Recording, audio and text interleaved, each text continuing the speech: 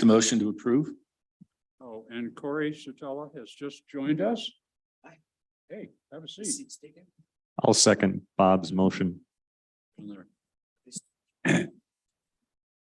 Oh, get yourself a microphone though. Yeah. Okay, did somebody make a motion? Bob? You seconded, so it's been moved and seconded. Corey, we're voting on the agenda.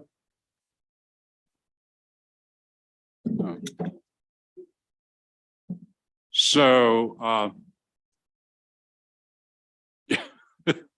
not Joy Porter.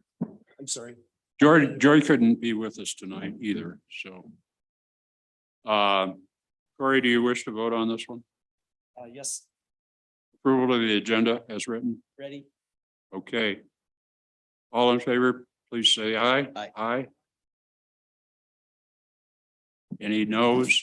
No noes. So agenda is approved as presented.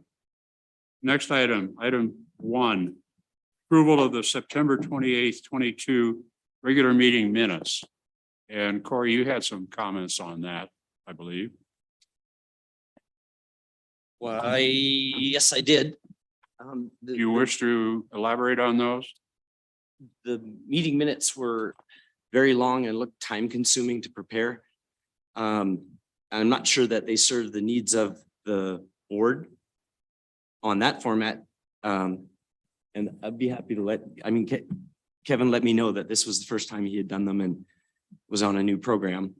I might suggest we agree on a format for the minutes that makes the most sense and is concise and is easy for both this board to understand and to make our approval. And, in future, in 10 years, when someone looks back and wants to know what happened. So there's a set of bare minimum things that should be in the minutes. And they shouldn't go to 16 pages. That's my thought about the minutes. Yeah, no, I would agree. That's pretty long. Maybe. And I would like to compliment anyone, especially Kevin, who had to sit through and actually type out 16 pages of minutes. So Yeah, I'll second that. No kidding. Well, maybe we can restrict it to action items and specific issues that we don't need to elaborate on all the minutes, but when there's a particular issue that's gnawing at the person or at someone, we could highlight that and make it sort of by exception. right. So I think the video or the audio is always available to the public at any time later. Yeah, There's a set of basic things. When you started, someone came late, when they were there, who formed the quorum, motion second, voting record, actions, the gist of a debate.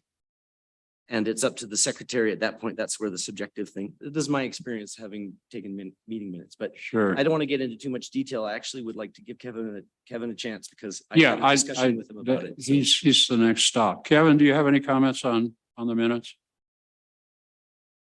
How we do them? We can do just action minutes. So as Corey said, arrival, time of start, motion, second, vote, things like that. And then we have a week afterwards to get them done. So if there's something specific that would like to be highlighted in there, just get that back through Bill. Bill will get it to me and we can make sure we highlight that. Okay. Does that work for everybody? Okay, no comment. Well, let's try that and see how we can do with that approach, because that's going to save somebody a lot of time and us a lot of time, because reading 16 pages, I got about to page 10 and sort of gave up. So based on that, not to make more work, but would it be possible to condense, maybe we table the approval of the last month's minutes? Try the new format with those, because I can't make it through 16 pages either. Is that a motion? I moved to, Amend the motion. I'm not ready to, You're not ready to make a motion? I don't want to make extra work for Kevin without checking with Kevin. Yeah, I would echo that. I don't want to make more extra work for Kevin either. Couldn't we start this moving forward? Yeah, in that case, I'm going to have to abstain on the Okay. minutes from last month. Okay, All in favor? Or do we have a motion and a second? I'd like to motion to approve the minutes as written with the understanding that moving forward, they're simpler. Right. Thank you, Luke. Is there a second? Bob seconded. All in favor, please say aye. Aye. Aye. Okay. Public comment. Well, we don't have any public, so I guess there's no comment. Yeah, and at this point, I'd like to recognize Hannah, our planning director. And you shared a little bit of your background with me at least, and you want to elaborate that on that a little bit, other Sure. than being in Arizona? Right. So for the record, Hannah Van Nimwegen, City Planning Director. I've been with the City of Manitou Springs now since early May, late April. It feels like yesterday, but also seems to have taken a long time to get here at the same time. Before working with the City of Manitou Springs, I was with the City of Colorado Springs for about 7 years. I worked in development review as well as long-range planning. Before that, I was working down in the Arizona area with the City of Chandler and City of Peoria. I also spent some time with a land use consultant, which was interesting. But tonight I'm here to talk about an ongoing project that's been in process for about 2 years. I think it's seen 2 or 3 different planning directors at this point, but we're here to bring it home. So we are in the late stages of this process. We have a solid draft out for public review. We presented this draft to the City Council at a work session just last evening. And we're planning to bring that draft forward to City Planning Commission next month. So we're here doing the roadshow, so to speak, where we take the code to all the various boards and commissions throughout the city to get their feedback on topics that are within their particular purview. So we've presented to the Parks and Recreation Advisory Board, the Open Space Advisory Board. We've talked with the URA several times, the Climate Action Work Group, the Housing Advisory Board, and now we're before you guys to talk about mobility and parking. Are we good to launch into the formal presentation on the agenda item? Question, when do you Yeah. think the planning code will go before city council work session?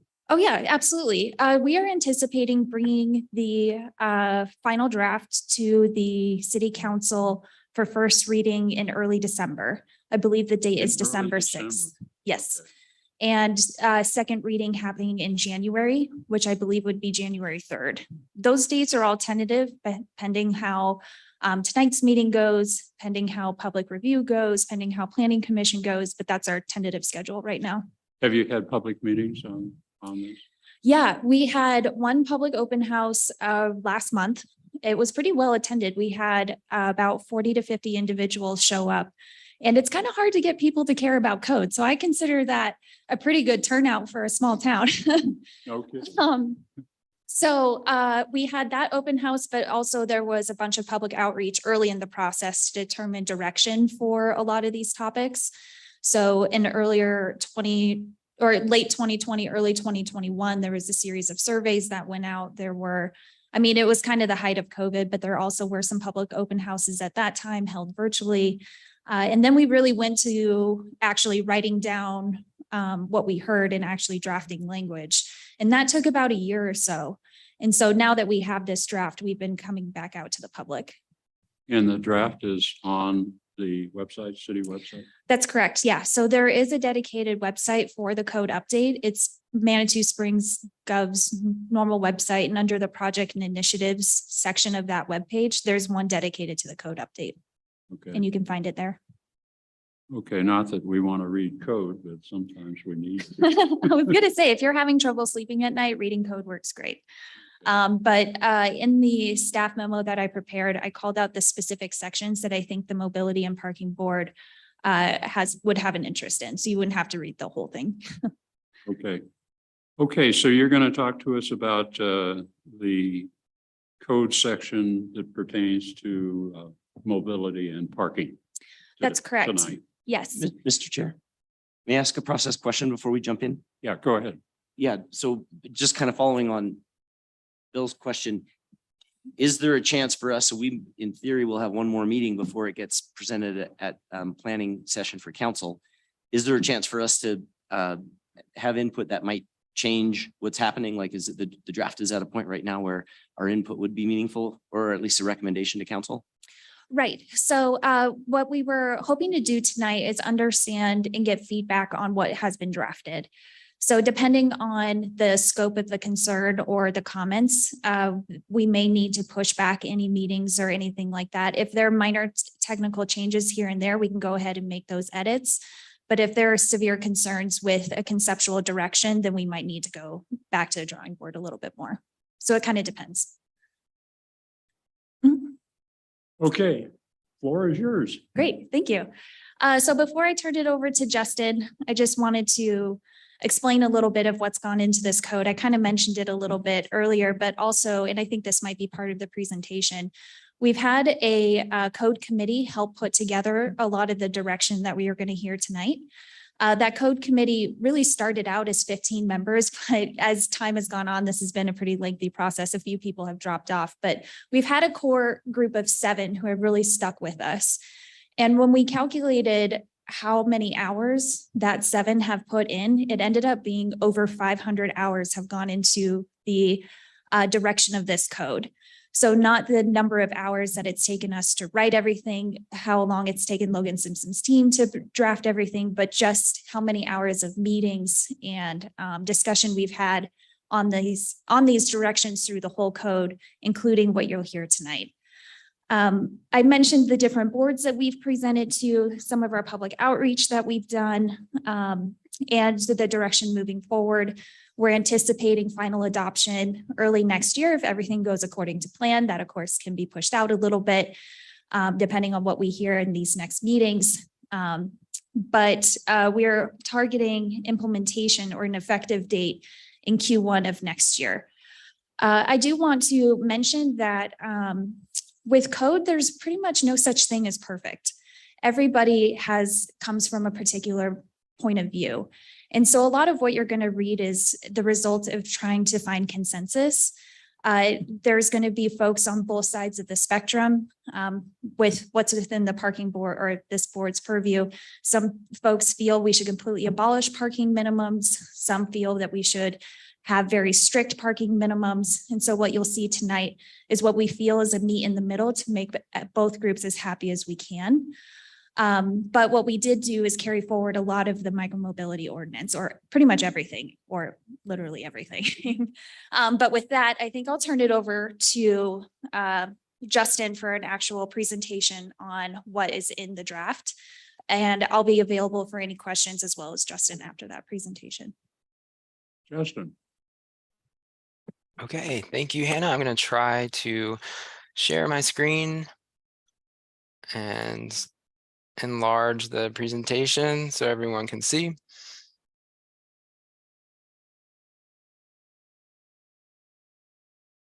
That work? Okay.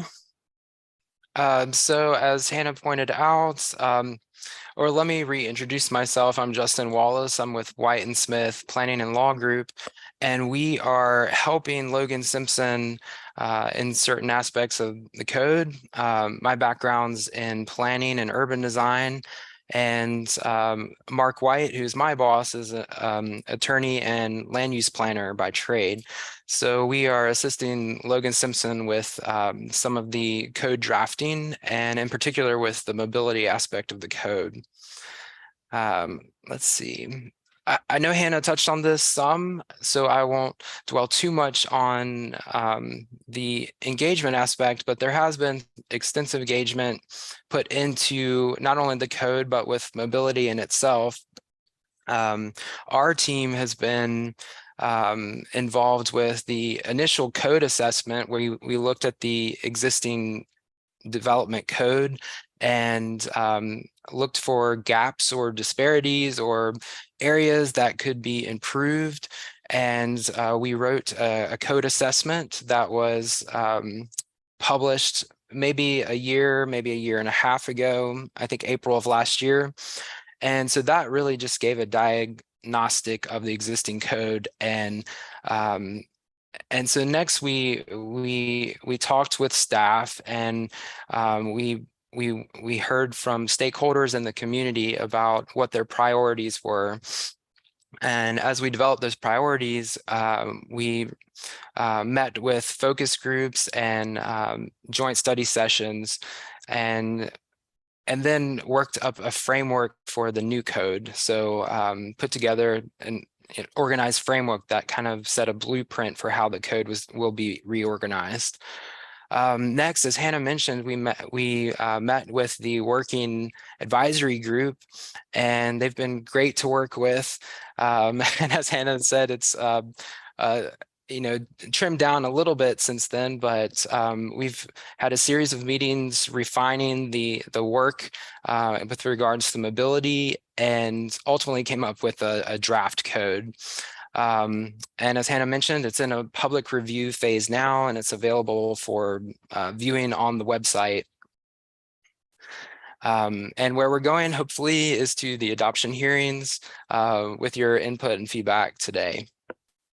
Hey, Justin, I don't know if you're advancing slides, but for some reason it's not coming up on our side. I don't know if the screen is being shared. Okay.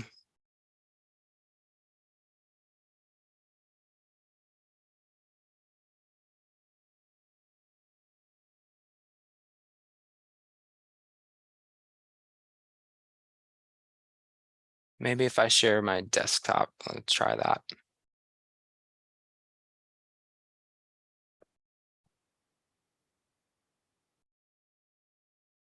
Are you able to see that, Hannah? Yeah, that's better. Thank you. Okay, thank you.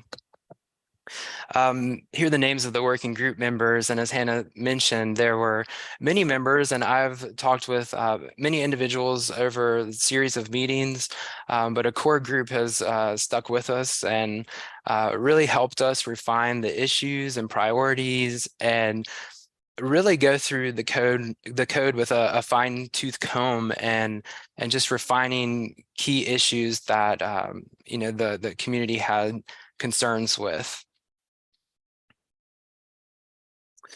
This just gives you a snapshot of the different chapters, and you can see they're easily broken out into sections that are digestible and easy to navigate for someone who's not familiar with codes. The mobility component will be in chapter 3 under the development standards, and that will be the bulk of what we'll discuss throughout the presentation. So as I heard someone, I think. Yeah, I have a question.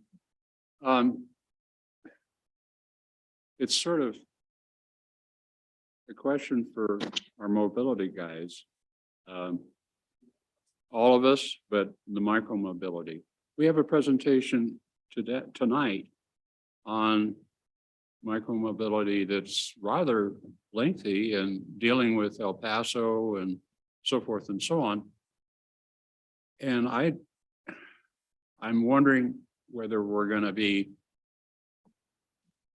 able to incorporate some of the ideas that these worthy gentlemen have put together at this point in the process, because there's probably some things that we would want to see in the code.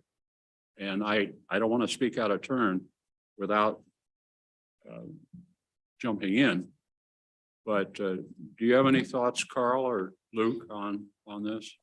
So my initial thought was that most of it is outside of code, but some of it, if you're thinking more of a, just throw ideas out there, continuous sidewalk is a requirement for all future redevelopment or whatever. Sure. But I would also defer to the planning directorate on how that would fit, or like, there's even the concept of neighborhood traffic circles. Is that just a planning thing, or is that really a code thing? I don't know where the line is drawn. Yeah, that's a great question. I think it depends on exactly what it is. One of the things that I've been trying to communicate as we have these presentations is code should never be thought of as something that's concrete and set in stone. If we move forward with the draft as it currently is, or with a few adjustments here and there, that definitely doesn't mean that we can't revisit things in the future, even a few months after adoption or something like that. So as you guys are going through your presentations and studies and have formed a set of recommendations that you want to get implemented, we can review that and see what belongs in code and what maybe doesn't. And then we can take through a separate ordinance as well. So definitely something, I want to consider this a living document that we need to keep up to date and moldable as new trends pop up, as needs pop up and things like that. Okay, good. That answers my question, I believe. So thank you. Go ahead. Sorry to interrupt there, but Oh, no problem. go ahead. Okay, so top priorities for mobility. These were common themes that came up during our interaction with the working advisory group and the stakeholders that we talked to, and themes that came through in the code assessment and engagement process. So I'll go through these and talk a little bit about each one. Reducing or eliminating parking requirements for the downtown was a common thing that we heard from residents and business owners. So we heard multiple people at least exploring the option to reduce or eliminate parking requirements for downtown. And this has a lot to do with just acknowledging the historic character of downtown and its compact development pattern, that it is what it is. And so there was a lot of discussion about reducing the parking requirements for downtown area. The next is incorporating a maximum parking requirement, and that's just capping the amount of parking required citywide. So it's just not having egregious amounts of parking where it's not necessary. And the cap right now is 125% of the minimum requirement. So it's just setting a ceiling in terms of the number of parking spaces that development will require over time. The Question on that? next, sure, go ahead. This is Bob. So, I mean, that seems like an easy one that people throw out. I don't suppose there were solutions that were tied to that when people bring that up. I mean, it sounds wonderful to eliminate parking requirements, but you know, it also seems those of us that work in the space, you know, that's to me kind of from left field from a resident that maybe isn't thinking beyond that. That makes sense? Right. In other words, where's everybody going to go in our small little town if we reduce the requirement? Right. And I will just mention that existing parking is exempt. So the configurations that are there today are exempt from the standards. This only would apply for new development. And that's not to say that parking will not be there. It's just letting the market dictate. So if a development comes in and they want parking, they absolutely could still have it. They're just not required to have a minimum in the downtown area. And when you say development, what does that mean? I mean, I have in my mind what it means, but I'm trying to picture a development in Manitou Springs. Right. So it would be a new building or a redevelopment of an existing structure. So it's for new development only that this would apply to. So how do you handle redevelopment of an existing structure? For instance, somebody wants to turn one of our 3-story buildings into a residential, full residential. What do we do? How do you Well- handle it? Right, I can tackle that question, Justin.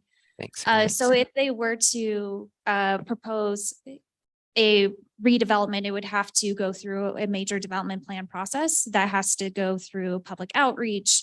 It would be heard by the City Planning Commission as well as by the City Council. So there would be multiple steps that would involve public comment and input early in the process.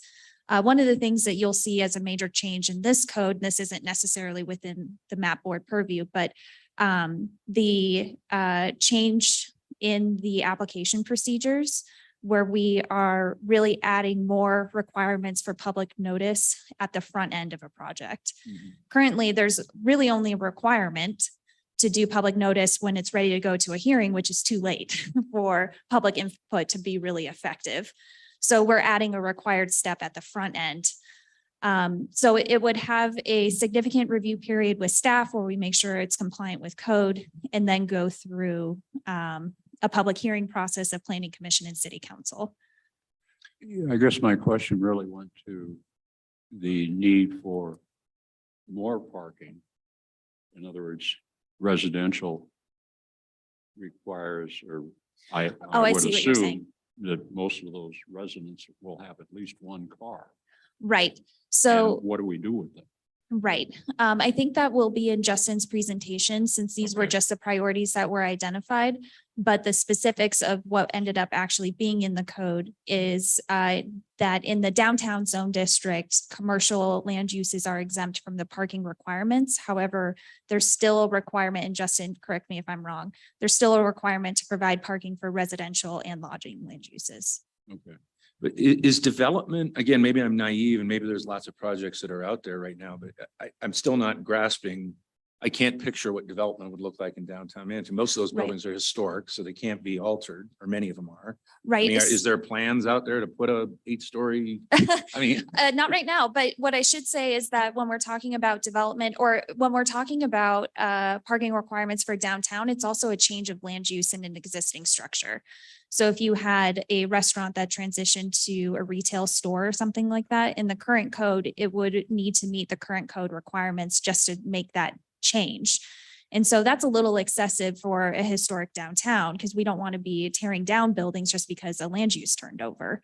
So while it includes new construction, it includes redevelopment of an existing structure, it also includes a change of land use as well. Well, just an example is, I think it's the Wheeler Building or it's the Barsati Building, depending on those names probably aren't. I'm you're still not learning all familiar the with. historic names. But- Yeah. That particular building used to be a hotel. Mhm. And it was called the Pittsburgh, I think, at one point. And of course, that was probably in the 20s and 30s and not everybody had cars. And so the question comes up, what do we do with them? Do they go and get a parking permit in Wichita?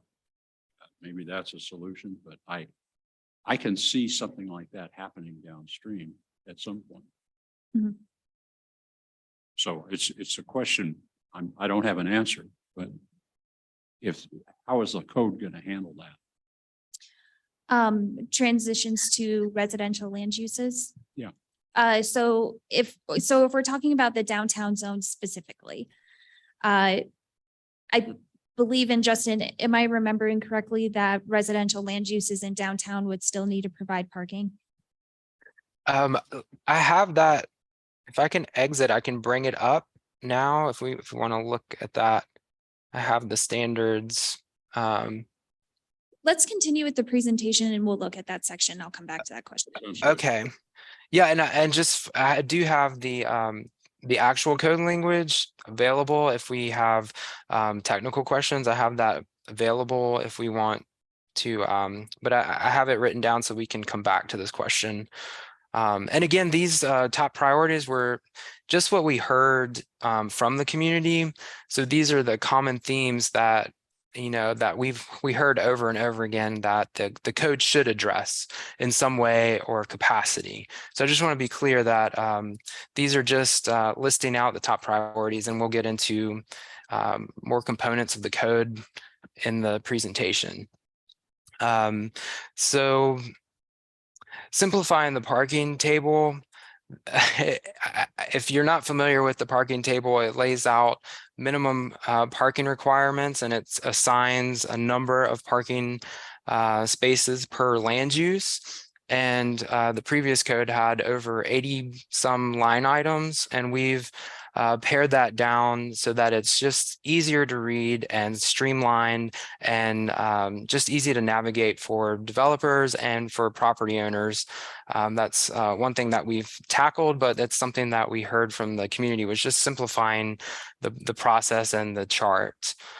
Another idea was looking into alternative parking plans to add in flexibility for developers and who are proposing land uses or development, just finding a creative and flexible way for developers to either increase parking or decrease parking. So this is a tool that can be used that would require applicants to go through the planning commission process just to have some creative and flexible ways to meet parking needs. And I'll go through that in more detail later on. Parking lot landscaping standards, how improving the aesthetic as you're walking and traveling down Manitou Springs of parking, just making the curb appeal better and improved was another common theme that we heard. And finally, looking at ways to introduce bike parking and those micromobility needs within the setbacks, or just accessing, making them more accessible in front of the buildings so that you're not relying too heavily on vehicular use. So just providing those options. So here I'll just go through and do a comparison of this existing code and give a glimpse of how the code addresses new changes. So the existing code, there weren't too many landscape standards in place, but there was a requirement for a landscape plan, and an applicant would have to have a certain minimum number of trees. Those trees would have to be spaced adequately, and they would need to provide a minimum mix of plant material. So the proposed code amends this section by adding preservation standards for trees and vegetation. It allows some flexibility for developers to either preserve trees on the site, or they could donate trees to parks and work with Parks and Rec to donate to parklands, or they could pay in lieu or donate money to a fund that would offset the tree displacement. So that's a code change that we added in. Those parking lot standards. So how parking perimeters look, especially along the sidewalk, we have some standards that address that. And specific areas along the streetscape for commercial mixed use buildings, what buildings look like around the perimeter, the edge of the buildings, around the perimeter of surface parking lots, and around the perimeter of the site. So there's just some minimum landscaping standards to address perimeter landscaping for new development and commercial mixed use areas. Another provisions that were added were buffering standards. So when you think of dislike uses or dissimilar uses, there's standards now that have visual landscaping, visual screening and buffering between those two uses. Question Yes, sir. on the trees. I guess I'm a tree person. But I would hate to see commercial development abandon trees in front of their building. One of the attributes of our community is our trees. And to just relieve them of a responsibility to plant a tree that, of particular variety, so to speak, that's manageable by the city or the owner. I find that It's not a requirement that I would like to see go away. Put it that way. Right. How do we? Pardon? Go ahead. So are you talking about in particular in the front of the building or on the site in general? Front of the building particularly, and where it adjoins the adjacent to the creek, and we have a fair number of people or buildings or potential buildings in the URA area that is on the creek. And well, just the creek in general. Right. And I think the idea that's baked into the code is that the first provision is preserving existing vegetation. And so through the landscape plan application, the applicant would work with staff and that determination would be made, but there's some flexibility to provide other means of addressing trees that or vegetation that cannot be preserved for one reason or another. So I won't say that it prevents felling of trees completely, but there's some flexibility in place that allows them some additional options when that's not a possibility. I guess this is out of realm of transportation, parking and mobility, but it's just a personal thing. Yes, Corey. I think there is maybe an impact on this board, and I will say I'm a tree person too, but I wonder how you, so there's some staff discretion about how we balance the need to preserve vegetation with parking requirements. And I'm all for us moving away from our addiction to providing parking for cars, but I recognize what Bob's saying that that's not happening today, and somehow people have to park. So I think the relevance for our board is, we can all like trees, but what impact does that have on available parking, and what impact does that have on people trying to get around Manitou? And that's, you probably thought about it, but somewhere there's a balance, right?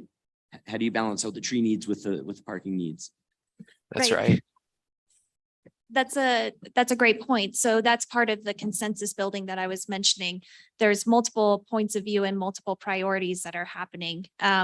What we have drafted in our landscape standards is way more stringent and strict than what this code currently has.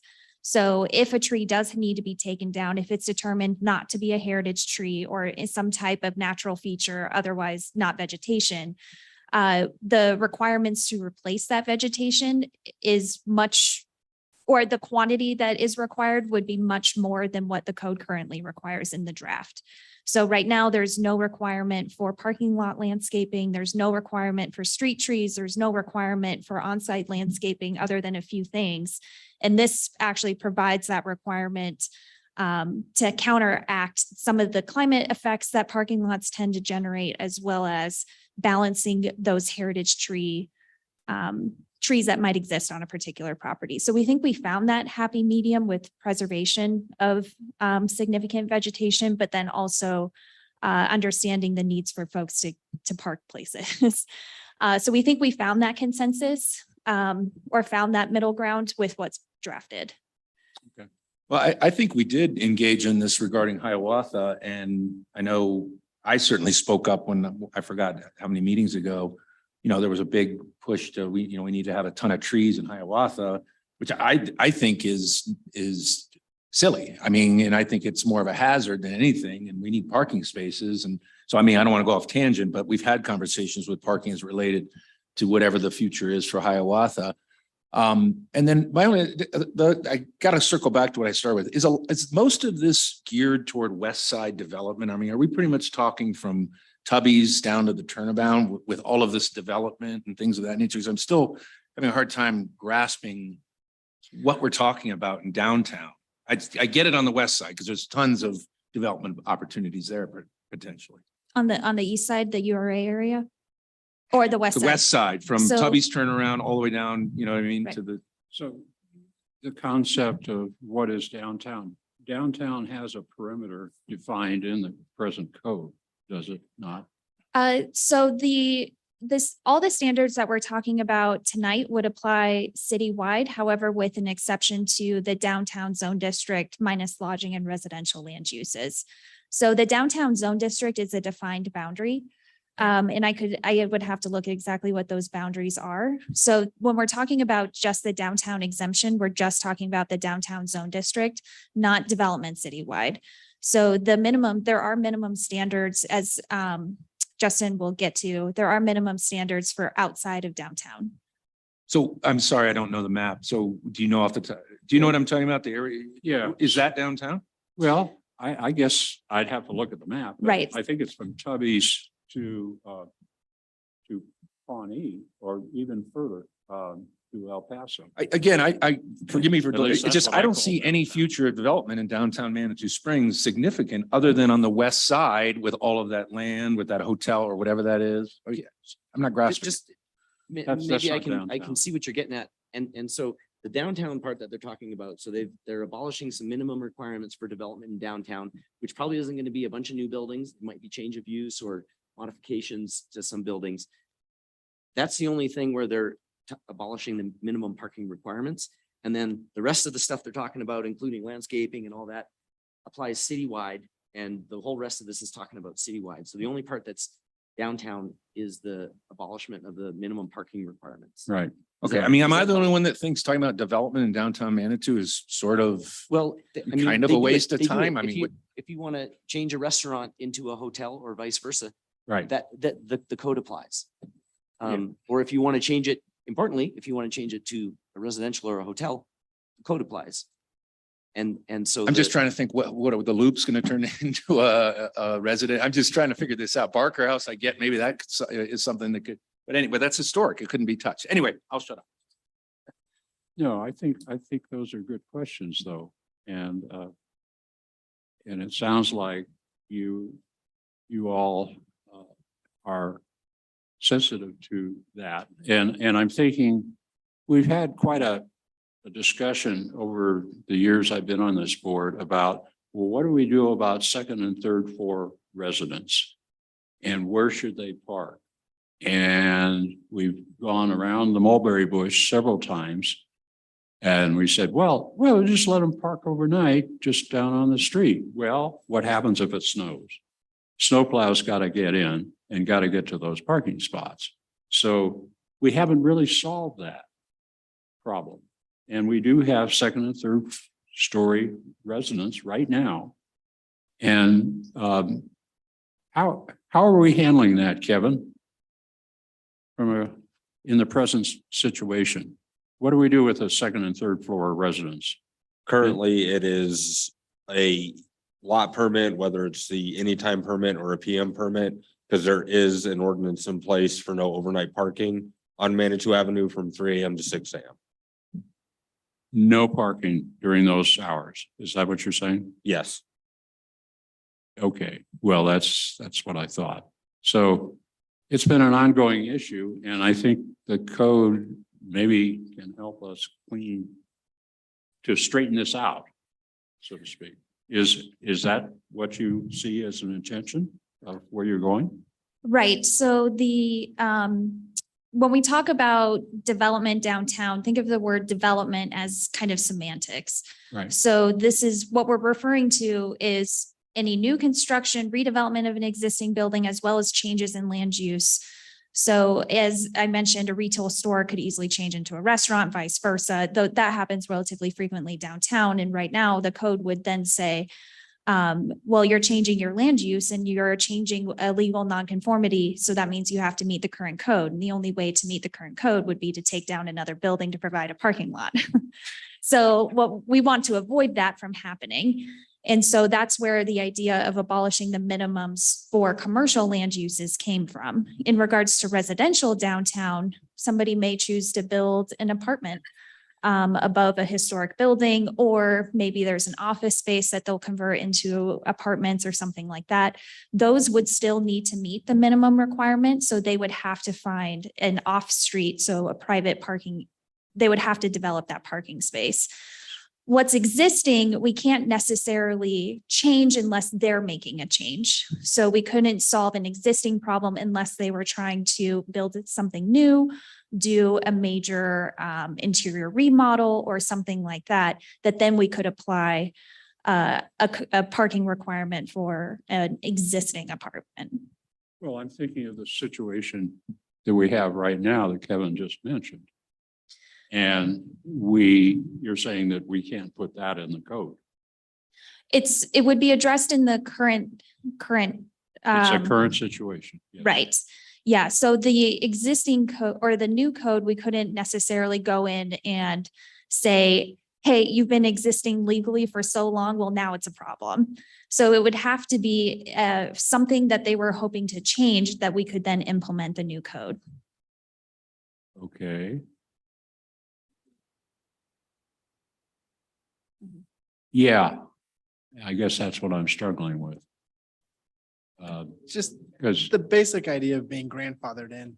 yeah, If you've already been there, no problems. But if you want to do something new. well, that's a good point.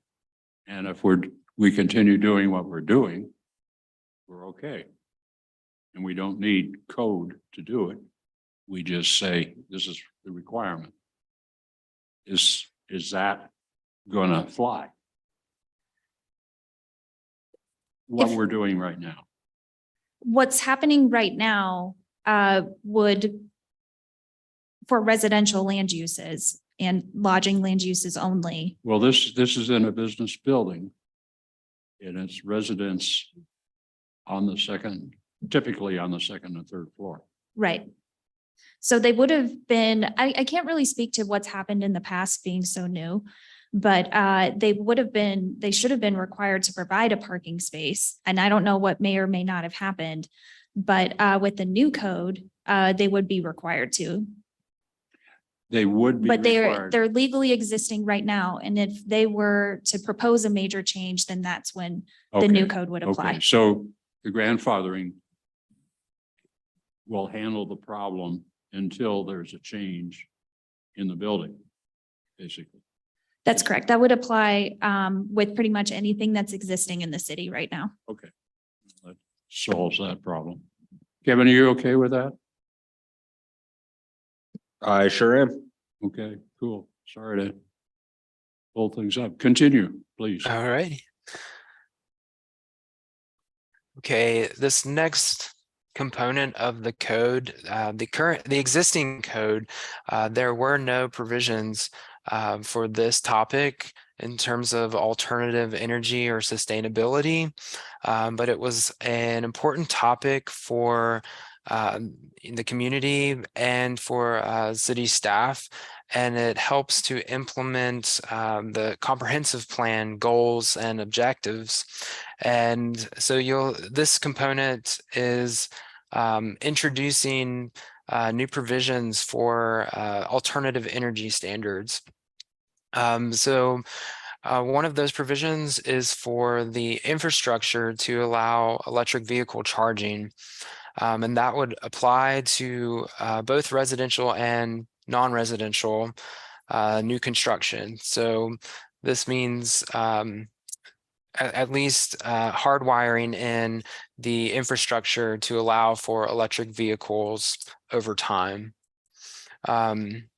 Similarly, there's provisions that would require hardwiring for solar infrastructure, not the panels themselves, but actually the wiring or the infrastructure to allow for solar panel installations over time. And this also applies with new construction for residential and non-residential. The next component is allowing for sustainable site improvements. And so there is a menu in the new code that lays out provisions that are above and beyond the minimum requirement. So these are optional and not necessarily voluntarily, but developers could opt into this program if they are, asking for additional density bonuses or other density bonuses. So new development is required to meet, it's a point system, and new development is required to meet 5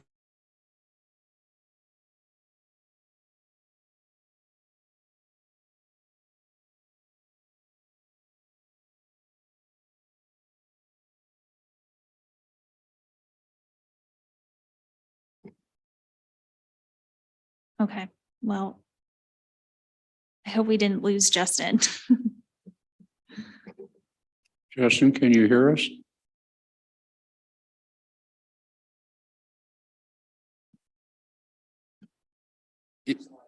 If you can hear us, Justin, you may want to exit and then Yeah, start Rejoin. over. Yeah. Reboot.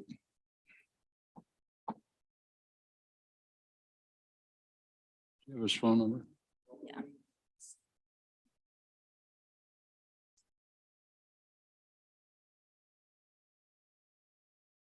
Yeah. We were.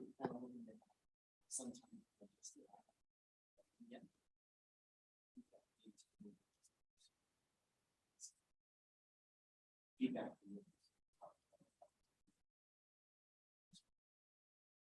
Okay, yeah, that sounds great. Yeah, So maybe on that topic, I mean, do we want to go through those specific points and come back next month and put together a motion of support or potential tweaks Yeah, as a I- map board? I think we need to get the whole presentation. And be able to, is it possible to get his presentation? Can we send it out to everybody? Yeah, I can absolutely send out the slides. I was just double checking to see if I had a copy of the presentation and then I could take it from here, Yeah, just in case. okay. So let me look.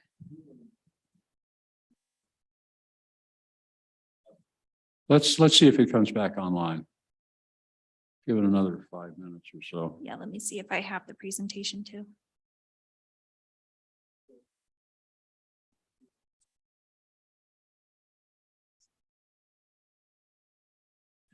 Well, we're talking in terms right now about November and December combined meeting, one meeting. Typically, that's what we've done in the past. And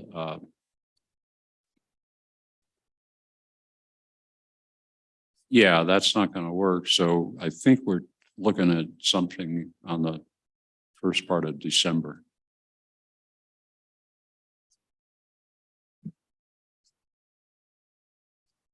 Right, right. Bill, if I can interject, Yeah, with all the go other ahead, Kevin. boards and commissions scheduled already, the only available time is November 30th. Oh, is that the time that's available? That's the only day that's available right now. Okay, well, let's write that down. November 30th. Okay.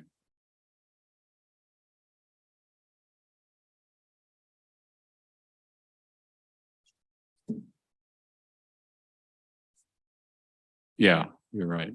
Yeah, well, we need to do one now. We've got some urgent things in terms of staying with the code schedule.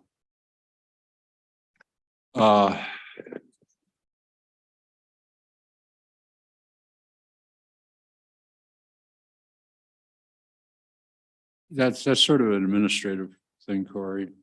If the 30th works for the board as a whole, it'll be back end. I'll make the changes. You guys will get all the information when that's complete.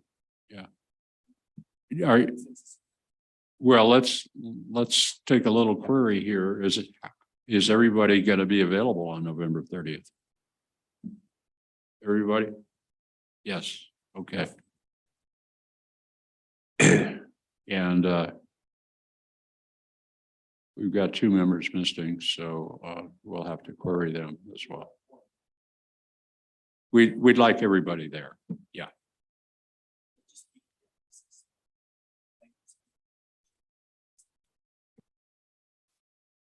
That's going to be the day of the next meeting. Well, Kevin's already told us that there are constraints, and what is it, just the room availability? Kevin, or what? That and Denise is trying to keep it to where there's not multiple boards happening on the same night. That way where there's no conflicts with the public. Okay, fine. Okay, how do you want to proceed, Anna? I just checked through my emails. I do not have a copy of this particular presentation.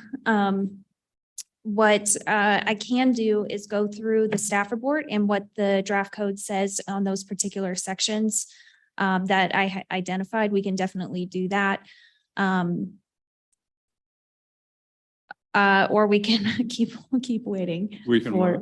Or we can keep waiting for Justin to hop back on. Let me Why know. don't you start Okay. and he can jump in? Perfect. So I have that staff report pulled up. And maybe I can sign into the meeting and start sharing a screen.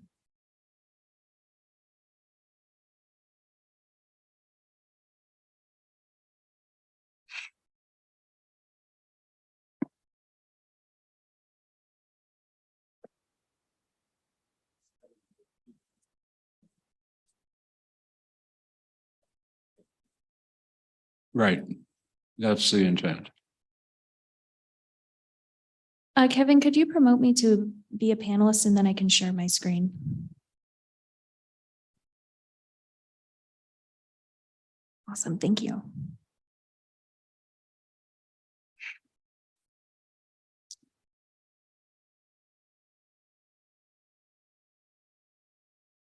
After 2 years of Zoom, it looks like we still get technical difficulties, but we will work through it. Okay, so this is the staff report that I shared with the committee, with this board, I mean. I called out in order the specific sections that I felt were within this board's particular purview. The electric vehicle charging infrastructure, the minimum parking requirements, the maximum that Justin had mentioned, the adjustments to potential parking requirements, shared parking, bike parking requirements, the design of streets generally, as well as our table of allowed land uses, infrastructure uses, and the infrastructure uses, transportation and parking section of that use table. So I'll just go ahead and jump directly to this section. And we will just start going through it.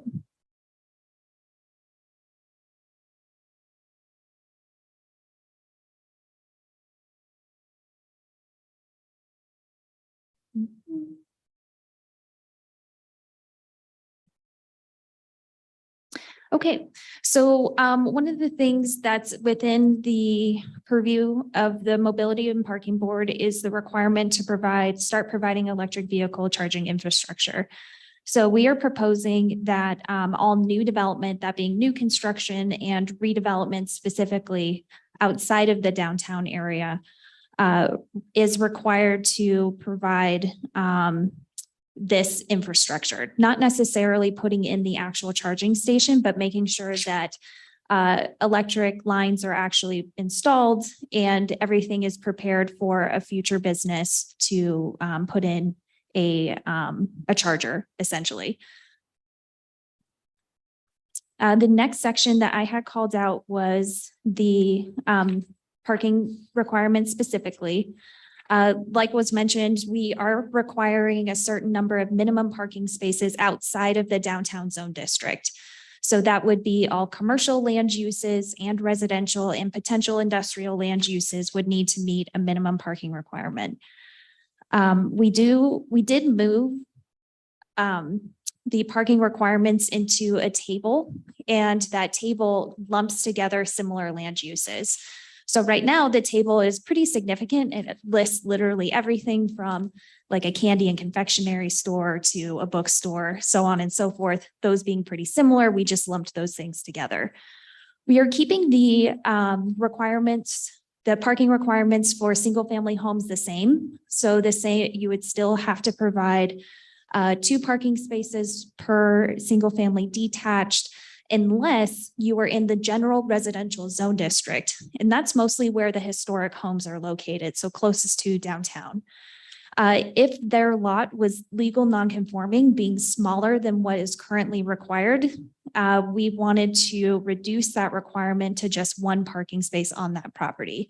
Again, in order to preserve those historic structures as much as possible. We are keeping the requirements the same for duplexes. The requirement is also the same for multifamily, where it's based on the total number of bedrooms per unit. And we are establishing a requirement for short-term rentals to provide parking that currently does not exist. We are also maintaining the same parking requirement for lodging land uses, that 1 stall is provided for per room of like a hotel or bed and breakfast or something like that. And we are actually upping the requirement for restaurants. So currently they're required to have 1 parking stall per 100 square feet of serving area. Based on feedback that we received from Farley McDonough, who owns the Adams Mountain Cafe. She believes that that should actually be upped to 1.25 parking spaces for just the serving area. We are also lumping together all office land uses to, I wonder if I can make this a little larger, actually. That might be helpful. We are lumping all office land uses to be 1 space per 400 square feet. We are keeping the same, or we're upping the requirement for marijuana related land uses to 1 per 200 square feet. And establishing a requirement for certain industrial land uses to 1 per 400. And these are mostly the same. It's just a lumping of similar land uses. Is this particular, I don't see that in what we received. No, so this is actually the draft that I'm showing you. So this is the particular code section that I have listed. It is online. Yep. We are also writing in a maximum parking standard where they can't exceed 125% the minimum. So if the minimum says that you have to have, we'll just say 100 parking spaces to make it the math easy, they could not go above 125 parking spaces. And if they were in between that 100% the requirement and 125% the requirement, they would be required to meet these standards that would help counteract, again, those typical things that tend to be triggered by large masses of asphalt. So they could have that concrete or pavement be pervious. They could provide a canopy that provides solar power. They could also structure the parking or provide some of those stalls underground. And that's only applicable if you're exceeding the minimum. Let me see if Justin is back on too. Yes, I'm here. Oh, perfect. Okay, so I'll go ahead and stop sharing and we'll let Justin continue the presentation. Welcome back. Yes, I apologize. I think I lost a Wi-Fi connection here.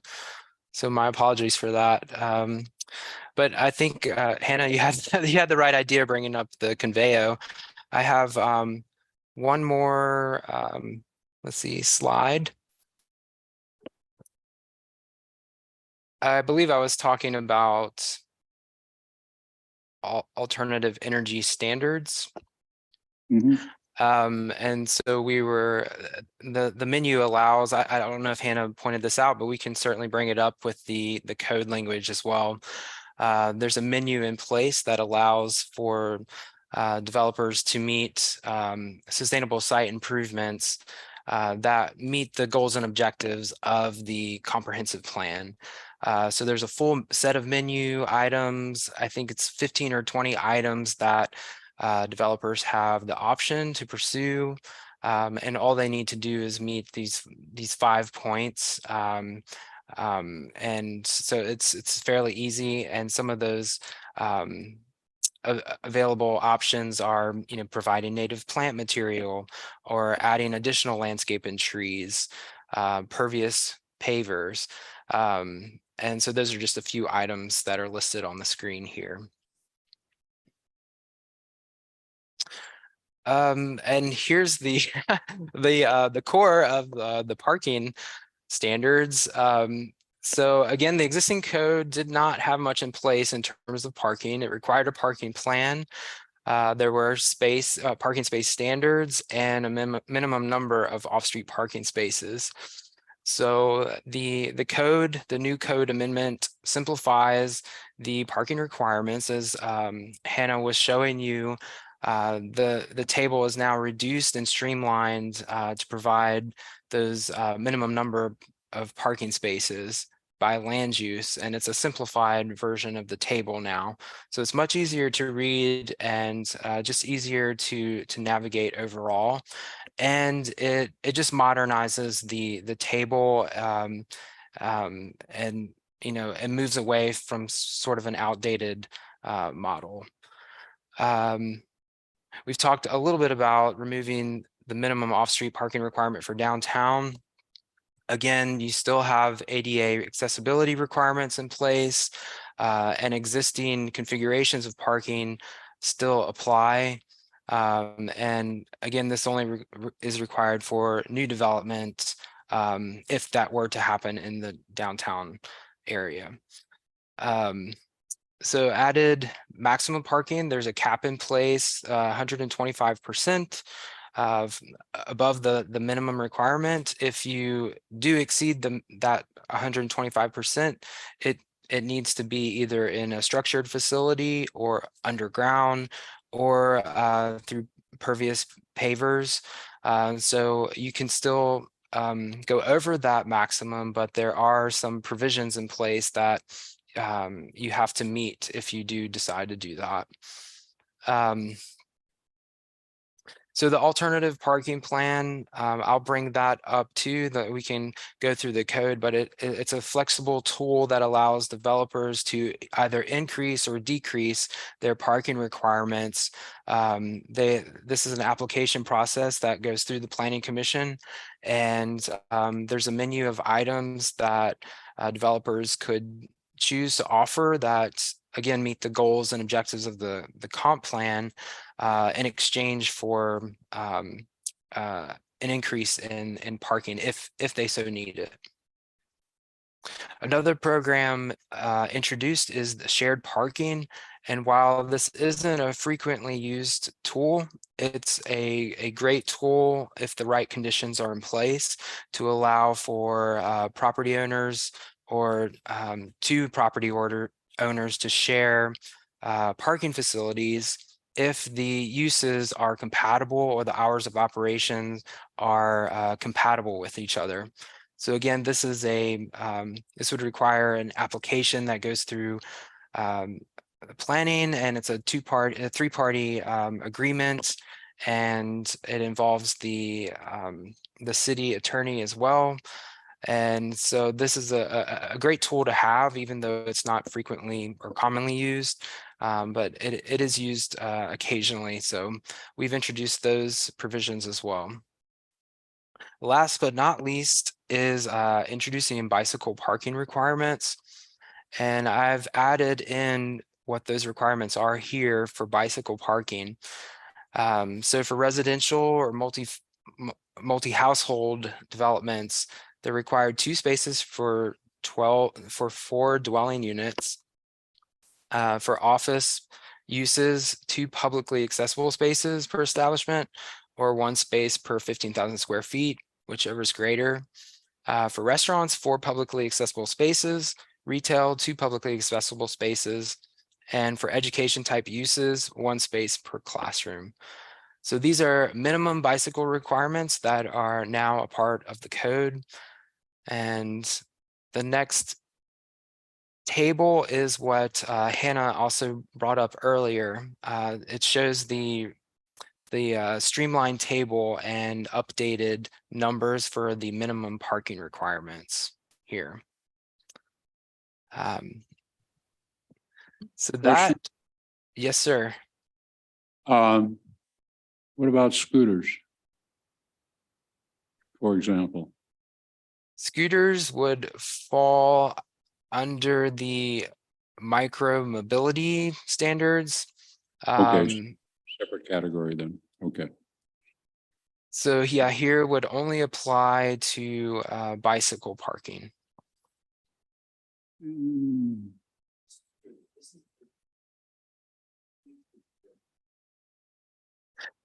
And so that's a brief overview. Again, I have the actual standards themselves if we want to talk through any of the provisions. So I have that here to answer or go back to any of the questions or concerns that were brought up.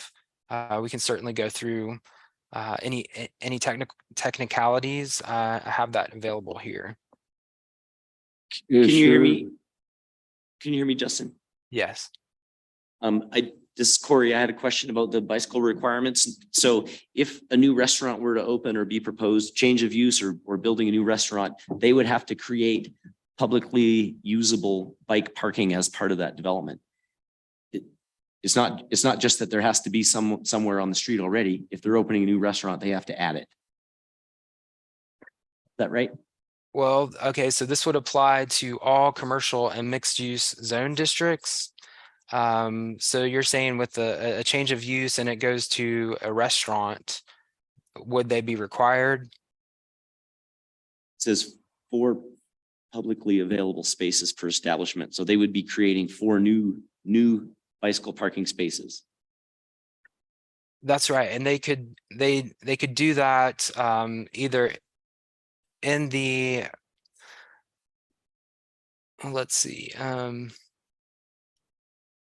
are you asking where that would happen or if they're required to do it? I'm just confirming, I guess, that this is construction of new bicycle parking facilities. It's not just that, hey, we're downtown and there already is one near my restaurant, so I'm not going to build a new one. This is a requirement to create additional new bike parking. That's right. Yes. Thanks for that. And I had a technical question. Maybe this comes up later. We discussed the concept about the setbacks and how today they're restrictive, and we were hoping for some changes in the setbacks on bike parking. Justin, I can address that one. So I was brought into that conversation relatively recently, and I believe that the micromobility ordinance was being interpreted incorrectly. So we now would allow a bike share hub or bike parking spaces, bike racks, whatever that is, within what is considered a building setback. That's the intent, is that it's for actual structures. So with the proposed adjustments to the micromobility ordinance, the very few that we did, there is a cleanup of that section to make it really clear that setbacks really only apply to the actual structure, not to a bike rack.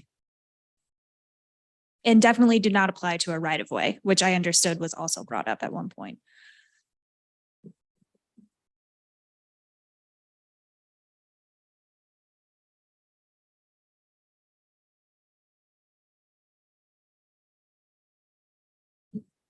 Any other questions or concerns? Did we want to revisit any topics? Well, not specifically, but I do have sort of a concern. And that is, there's so much flexibility. And it's going to be negotiated with the change in use and so forth and so on. What do we have as a city to be able to stand on our platform and assert and require some basic standards for a lot of this stuff? And how are we going to handle that from a planning standpoint? Right. So that would be handled through the development review process. That would be the mechanism. So we would be triggering either a minor or major development plan with any commercial change of use, any new construction or redevelopment. At that point, we would be reviewing to make sure that it met the minimum requirements for parking if we're talking about outside of downtown. if they were proposing an alternative parking plan, we would need to make sure that it met the standards that are applicable to those plans, and that would be part of the overall review package. We have authority to approve or deny any request. So as long as we could tie that to review criteria. If an alternative parking plan did not make sense and was put more onus on or caused a significant issue or concern, we have the ability to deny that request. If it makes sense, the intent is that this is a common sense tool where, you're a bank proposed next to a religious institution and your primary operating hours are opposite, then that's where an alternative parking plan would really come into play. Or if you're seeking a reduction because you're near a transit stop and you really don't need as many parking spaces, things like that. So the minimums are still in play. We're just adding those flexibility or adding flexibility for when it makes sense. So it's not an inherent, we're just going to be lenient on these requirements. They can also request a variance if it doesn't make sense for them to do an alternative parking plan, that has to get approved by Planning Commission. There's a lot of checks and balances that would be built into the development review process. Okay, that's good to hear. Because it strikes me that we get so loosey-goosey that we don't honor ourselves, so to speak. Right. And so the intent is that there have been situations in the past where it didn't make sense to provide a huge parking lot. And this would allow that property owner to propose an alternative. We would review that alternative. And if it made sense to us as well, then we would have that option to include it in a development review package that then would get forwarded to Planning Commission or something, whoever the review authority was. Okay. But it's not an intent to be loosey-goosey, but to have a tool for those common sense decisions to be made. Okay, an additional question then. In the case of mobility, micromobility, what role does this board play in the approval process, if any? So in terms of micromobility and in the installation of new facilities? Yeah, as say somebody comes in and says, gee, I want to do X, Y, Z. And it goes through planning, it goes through the Planning Commission and so forth. But we're out here saying, hold on, you forgot something. Right. I don't want to put us in a position of being a reviewer, but nonetheless, I think that there's probably some things that we might feel strongly about. And are we in a position of voicing those in a public meeting at Planning Commission? Or what is the mechanism by which we can influence those things that are near and dear to our mission? So what this code would be regulating is really I guess I should rephrase. A lot of the requirements that we're talking about tonight would occur and be triggered because of the development review process. If there was a strategic effort by the Mobility and Parking Board to add additional bike share locations or scooter share locations, whatever that was, the code would not hinder that process by any means. If there was a proposal through a development application to add a bike share hub or something along those lines, I'm not familiar if the maps or map board has a master plan, but if so, we would be referencing that and potentially bringing forward an application for consideration if it was applicable. So I guess it's a case by case. It depends on what you would want to see. So we would rely on the planning department to be able to weigh in on development requests or change of use requests. That's correct. And that would be what's applicable today too. So we would not be proposing to change that. Okay, so you would come to us and say, gee, would you please take a look at this? Is that how you'd handle it, or what would you do? Well, I think it would depend on what it was exactly. So Sure. if it was an alternative parking plan that we felt made sense, then, I don't know if that would be necessary to come before the maps board. But if it was something that we were on the fence about, then that would be a potential. Yeah, well, right now, a lot of the changes that we're seeing have been initiated through a staff process. And staff, and I'm thinking of Kevin and Roy, take the back end parking. It was an idea. And they came to us and said, gee, what do you think of this idea? And we said, yeah, give it a try. Let's pilot it and see what happens. And so I'm just seeing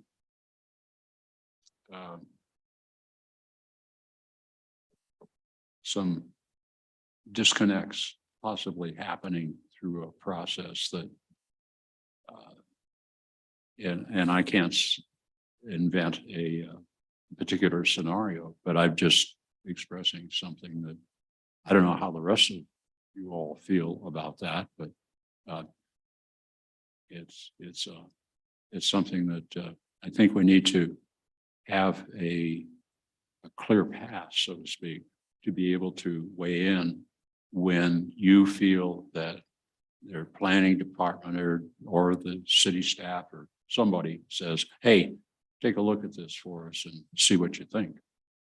Electric charging station, take that one, for example. What do you do in the downtown? Somebody wants to not install an electric charging station on a change of use request. And we've looked at it ahead of time. We say, gee, that's something that somebody's gonna need at some point. And so I don't know.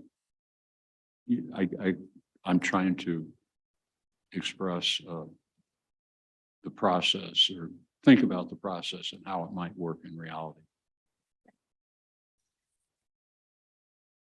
So my response would be, it's impossible to come up with every potential scenario and No. write something in code for that. It's not. But what It's a could case by happen, case. yeah, is that it ends up being an internal procedure where if there's any level of question about any particular thing that's within our department or happening in our department, happening with a particular development that's proposing whatever, that we have the ability to reach out to Kevin to become an agenda item on a future agenda for a recommendation or something like that. If Okay, they were not wanting to follow a requirement, that would have to be a variance. So that would be an application that a board would have the ability to weigh in on. okay. Okay, I just want us to think about it ahead of time before we put all this code stuff in place. Okay, now is the presentation we just saw, that's available online? Did you say that? We can, it's not available online, but we can definitely email it out to the board. Would you do that, Mhm. please? Thank you. And we have two board members that aren't here tonight. I think you've got their emails, Joy and Rolf. Yeah, okay, good. Okay, other board questions? Yeah, Carl. So to your last line of questioning, and maybe this is not a complete black and white use case, but for me, I thought like the McLaughlin cabins was curious that it didn't come in front of this board. You know, there's 30 new residences Right. going in a very concentrated area.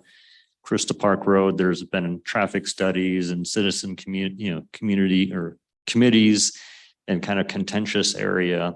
And, some things that this board might want to weigh in on or be able to, make recommendations to council. And so I don't know, Hannah, what your thoughts are, is that high enough to meet the bar to bring that to the map board? That's a great use case. So with the McLaughlin Lodge, which what's being called the Manitou Cabins property, it's the historic cabin property across from the Crystal Park Cantina. That recently was before the city council. I kind of have, or I came into that project at the 11th hour, so I can't really vouch for what decisions were made by folks before me, but that particular project did meet the minimum parking requirements. So when they're meeting the minimum parking requirements, I would, if they're meeting code, that everything's above board, I would not anticipate bringing that forward to the MAPS board. However, there was significant discussion about parking in the right of way. And so that particular component, which is outside of the scope of the development plan of that property, however, is something that we'll be pursuing pretty soon here with plans and studies, this, that, and the other. That would be something that we would want to bring forward for consideration. And maybe this is a topic I need to take offline with you, but I mean, I thought it was very curious that in their plan, they had perpendicular parking, which is concerning from a safety perspective, and perpendicular parking crossing pedestrian sidewalks, which seems kind of like a violation of some sort of code or basic planning. And so it was just the fact that that kind of made it to council was surprising to me. Right. So the current code does technically allow for that. It's like any driveway, essentially. But the configuration for parking spaces on Crystal Park right of way would be something that we would want to bring forward. Yeah. That's a good example, Carl. Okay, other questions for planning? Yeah, Carter. I'm not sure if this is the right time, but so I noticed like one of the points that's referenced 180395, design of streets generally. Do you know, is this a major change, and is this something that we might be able to weigh in on if we're like, hey, there's a street design you didn't consider? This is a listing of a bunch of different possible street configurations. Yeah, is this a good time to have input on this, or is that in scope of what we're doing right now? Yeah, this would be a great time to have input on that particular section. Manitou streets are definitely unique, where every street's a little bit different. So again, we can't come up with 5 street cross sections that would fit all streets in town. However, when a street were to be repaved or reconstructed or something like that, we would want to hit those targeted designs. And so if there's a cross section that maybe we haven't considered, or if we need to consider a different design on one of those potential cross sections, that this would be a great time to give input on that. And I'm sorry, I'm not familiar with the old code. Like, where did all these come from? Are these all new? These street cross sections? I believe that, and maybe Justin can weigh in, but I believe that some of Sure. them are existing. Well, these are carried forward from the comprehensive plan. So in some aspects, they're not new, so they were carried forward. But when they're in code and they become, I guess, legal word, there might have been some tweaks to the actual language, because now it's actual code. So, but the images and the majority of the language was carried forward from the comprehensive plan. Thank you. Thank you. I haven't looked at the street cross sections, but I'm thinking of at least the streets on the south side. A lot of them are dirt. They're narrow. Single lane streets. Are you taking those into account? I would have to relook at all the different cross sections. There's like 15 different options. Okay. But I'll have to double check and get back to you on that one. But yeah, Okay. these are targeted cross sections. So if those roads ever were to become paved, this is what we would be targeting. Take a look at Midland. Beyond west of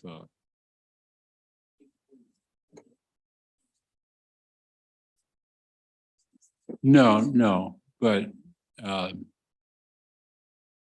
if money is being spent on streets, I think the dirt streets should get a fair shake on this as well. It doesn't mean you go and pave it. It just means that you are able to maintain a dirt street in a drivable condition. And yeah, it's a street I drive, so I'm a little sensitive to it.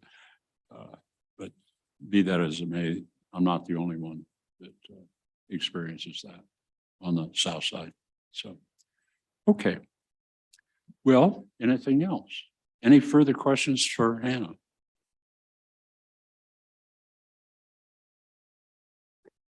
Hearing none. Do you have any closing comments? I would just like to close with, I sincerely appreciate you guys taking the time to talk about the zoning code. I know it can be a little bit dry. But it is posted for public review. So feel free to submit comments as a private citizen on any of the topics that are listed. You guys have my email address, I believe. Don't hesitate to reach out with any questions. It sounds like you guys need time to go back and actually review the technical language between this draft and what we hope to take forward to city council. There is still some formatting things that we're working through. But it sounds like we will come back in about a month or so and have another discussion on if the board is supportive or not. If I took away Well, have thank you. the takeaways, correct? Thank you very much for going through your presentation. We appreciate it. And appreciate it being included in the process. Mr. Chair, could I just make one more comment? Sure. Anna, we're so grateful that you're here. We've been really asking to have a presentation about the proposed changes for some time. So it's exciting for us. We're really excited that you're here tonight and appreciate the information and the chance to provide feedback. I want to echo that as well. Thank you very much. Okay. And Justin, thank you. Well, how about a 5-minute break, guys? Can we handle that? We're already way behind schedule.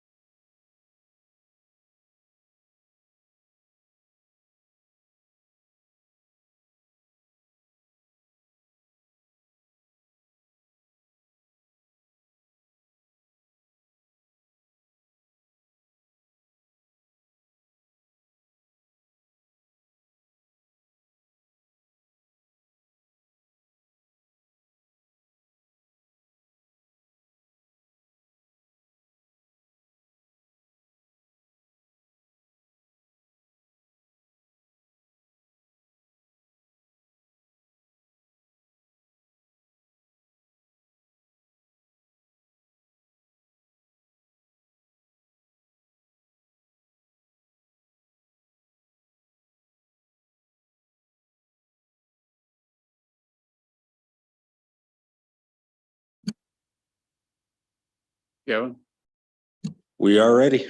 Okay. Let's move on to item number 3, board PowerPoint for city council. This is Kevin and me. You want to bring that up, Kevin?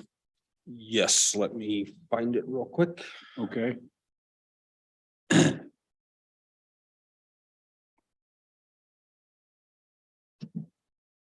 Just a little background. This is the yearly presentation to city council. And basically post last year's statements and comments and so forth. And so it's a list of things, and what I'm looking for, we're looking for is comments from you all to what did we miss? What needs to change? And so forth and so on. So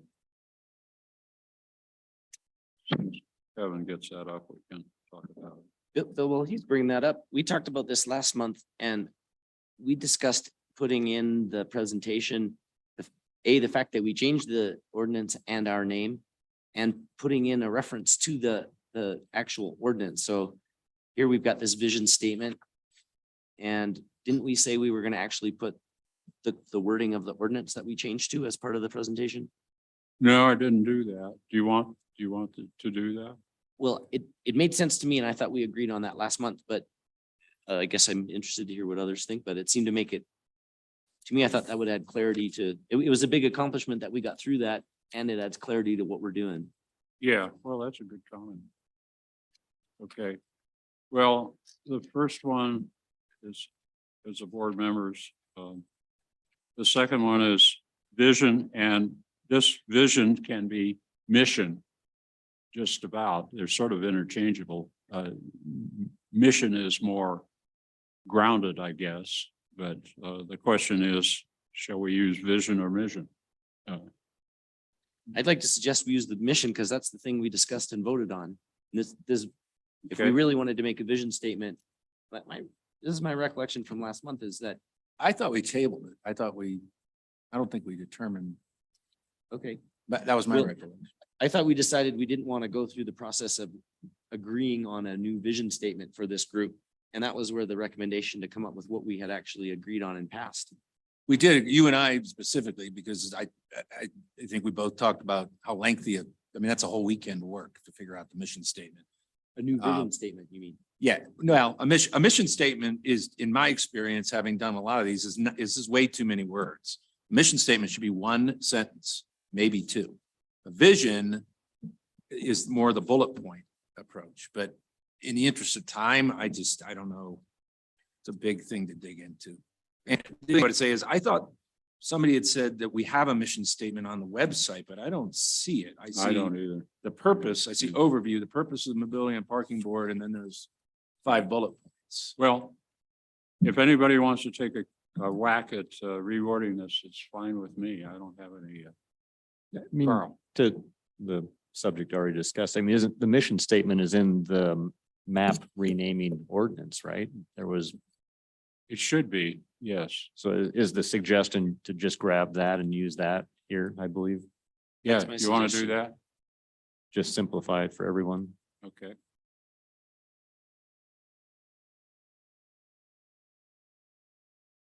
Okay. Thank you. Okay, accomplishments in 2022.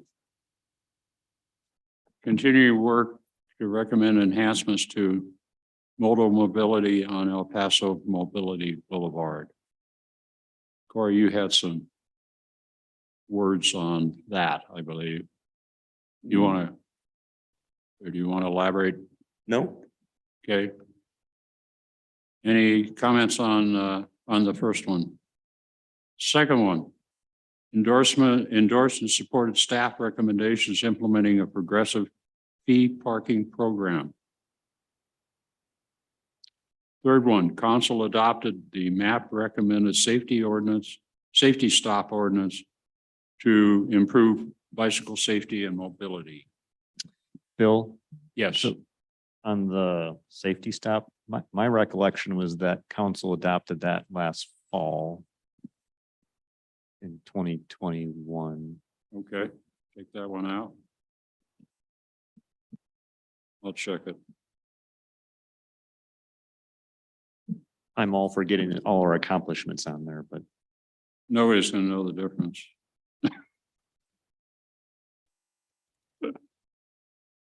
Okay, next one, started RPP program review. And I don't know that that should be on there. I think the request from staff has been for us to abandon the subcommittee on RPP, and I don't know that we want to brag about having done a bunch of work on that. yeah, I agree with you, Corey. Continued support of HG Task Force 3 to implement the mobility hub. That is just an ongoing thing. Now, that does beg the question about how's the COG doing on the mobility hub? Can you share some of that, Luke, for us? Well, on the mobility hub at Hiawatha or at the mobility hub that? At the COG. So, prior to opening, we worked with city and the Metro Mobility to have the bus stop relocated up to the COG Railway. Right, The COG paid for and implemented the new bus stop up there. So the city's buses can go into our private property, have a fluid turnaround, stop at that new stop. right. Which is the primary stop, not only for COG Railway passengers, but folks utilizing the incline. Right. And the bus leaves that zone up there. So far throughout this last summer and even the summer prior, it's turned out to be pretty helpful. There's not been many negative feedback from having that hub situated where it is. In addition to that, during reconstruction, there was bike racks located at the railway. So right Okay. there, right next to that bus stop. But so far, so good for what we're utilizing it for COG Railway passengers getting to the railway via Route 33. Can we take any credit for that? I know we talked about the inside the parking lot. It goes up and goes through the parking lot and comes back down, right? It does. Yeah. It does. Yeah, so that was one thing that was suggested by somebody about 3 years ago, I think, when we were having discussions about the COG and so forth. Yeah, I don't know that that would be something to say that this board was part of, at least since my time on. That was discussion prior and That was really prior. kind of more Yeah. during reopening about 2 years ago. Let's year and a just half. take that one out then. Does Yeah. anybody have any other accomplishments that we can crow about? I think we should add the fact that we proposed, and didn't it happen this year? We proposed and got passed the name change and the ordinance change? Or was that last year also?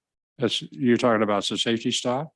No, I'm talking about the change of name and the change in the ordinance of this board, which was a lot of work. I think Sure. it would We be spent Yeah, that's a some good time one. on it. notable to say that we've kind of established exactly what you're saying, the vision and mission of this board and kind of understanding our role more as we move forward, what that looks like for us. I think that's a pretty notable thing.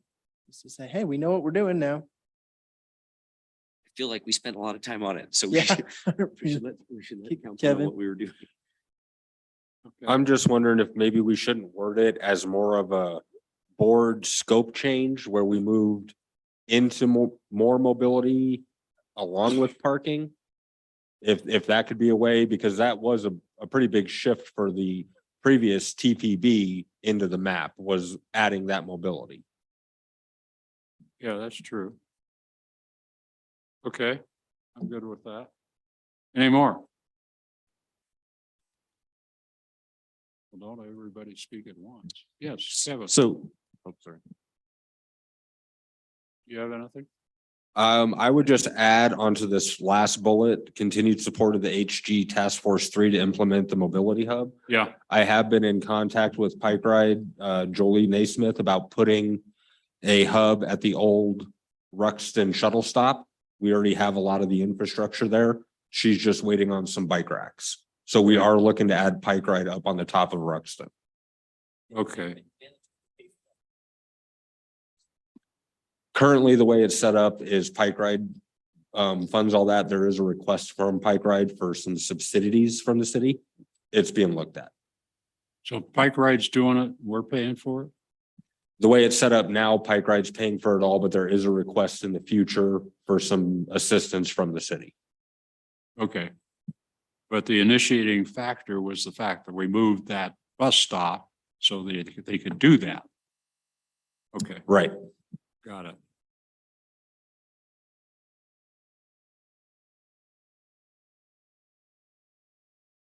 Okay. Next one. Goals. Goal 1, finish revisions to RPP code for council approval. I guess we can strike that. Strike that.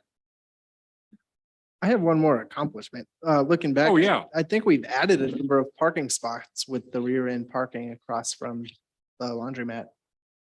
That was this year. Yeah, that's right. That was this year. The back end parking. Okay, But is that our accomplishment? I'm just. well, it's really staff's accomplishment. Right. We rubber stamped it. I disagree. I think we weighed in and. We and did. Provided material did. support. We took a motion and we considered and we offered our advice to council. I mean, I agree, we Corey. I didn't- just think we the didn't kink it. verbiage is, we want to be careful with the verbiage because Yeah. again, I credit Roy and Kevin and, you know, they're the ones that did the heavy lifting. Right. Okay, I'll add that. Okay, good. Anything else on accomplishments before we move on?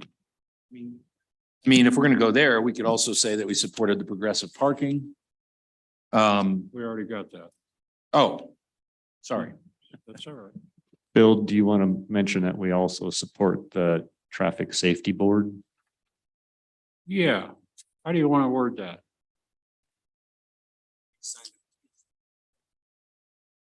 A representative and a Yeah. backup, Yeah, and you're the representative? yes. Okay. That's good. How do you feel that board's doing? Since we lost our public works director, it's, I don't know. We've had much movement, which is understandable, don't get me wrong. Okay.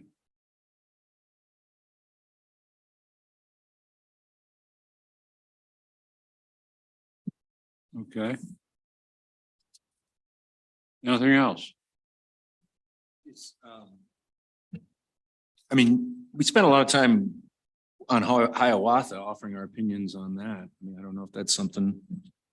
Yeah, You well, know. I said continued support of Hiawatha. Where is that? Oh, that's what HG is. I'm sorry.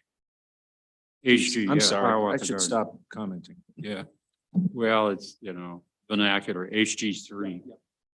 Okay. Okay. Goals. Okay, we struck the first one. Revise El Paso Boulevard mobility recommendations. How do you want to word that?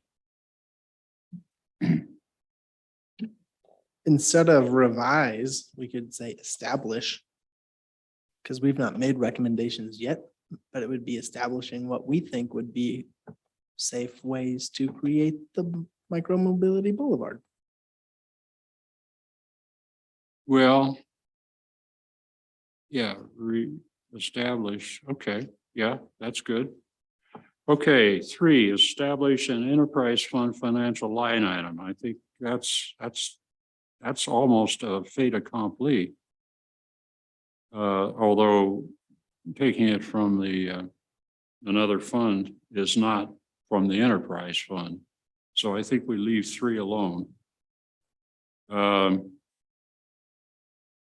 4, develop and implement onboard process for prospective members. That's something you brought up, Bob, years ago. And we still haven't done it. Do you want to lead that effort? You mean just take it on and present to you? Oh, Well, take a stab at it. How do you think onboarding should work? I mean. I would do that. If the You wanna group do that? trusted me to do the initial crack? You mind? No, and what's my deadline? Next meeting? No, no. Okay. No. Well, I mean, that's, Two You're late already, Bob. You got Yeah, 6 months to do it. man. okay. This so time January, next year, February. when we look back at what we've done. I'll do it. Sign me up. Okay, you're signed.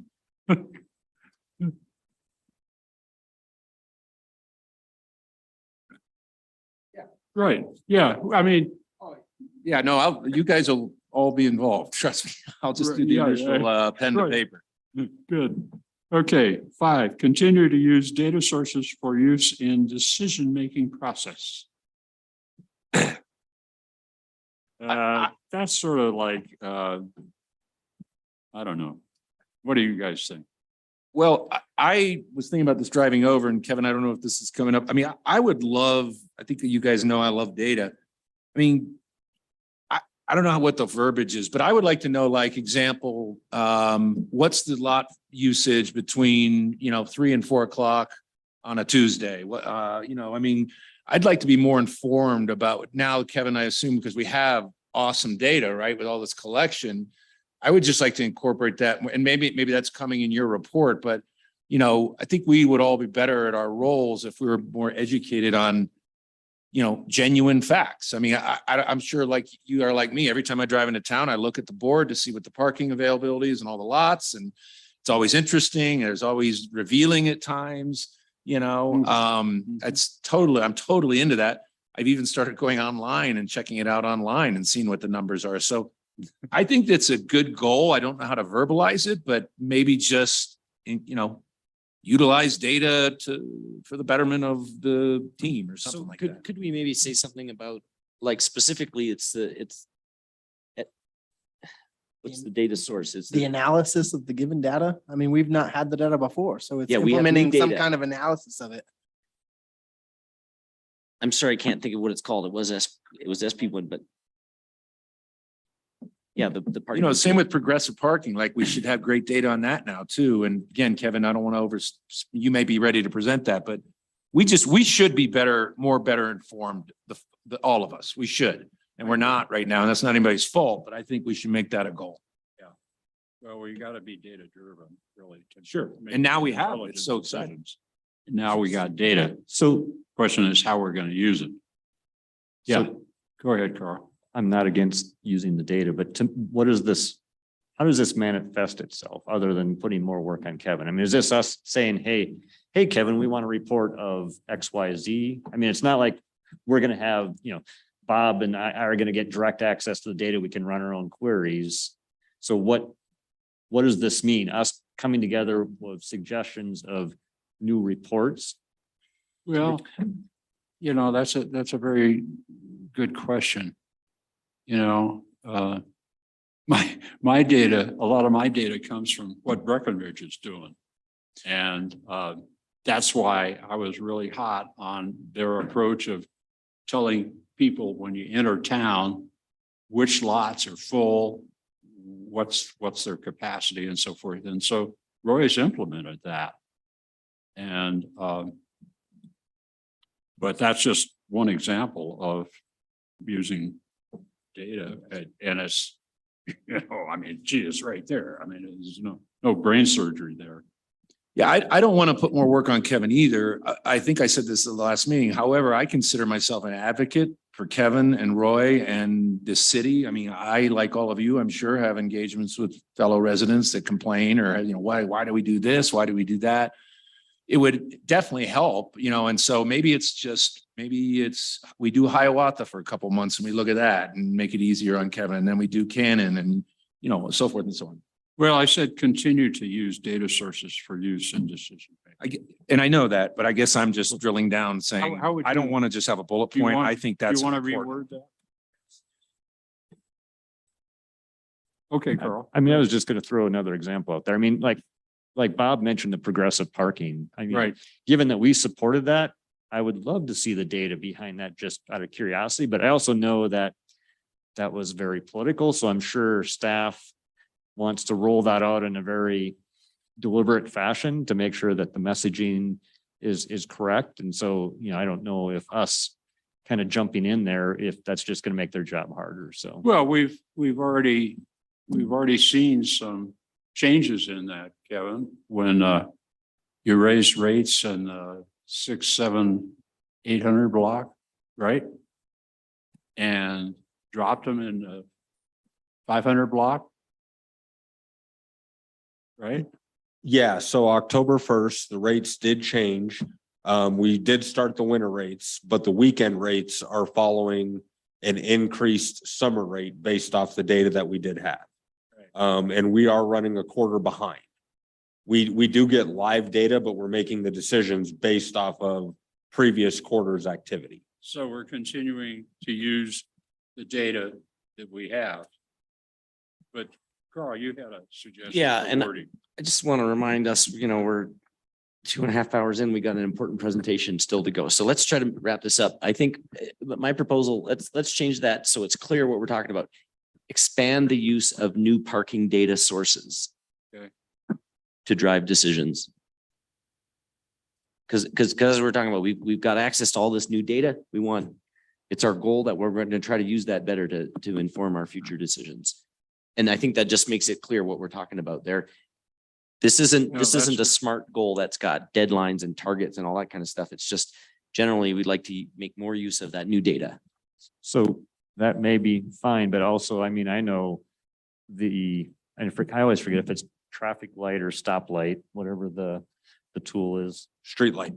Thank you. One of those lights. Okay. I mean, that data is really interesting just from mobility perspective. And so, I don't disagree with your suggestion, but it limits it to parking. And so.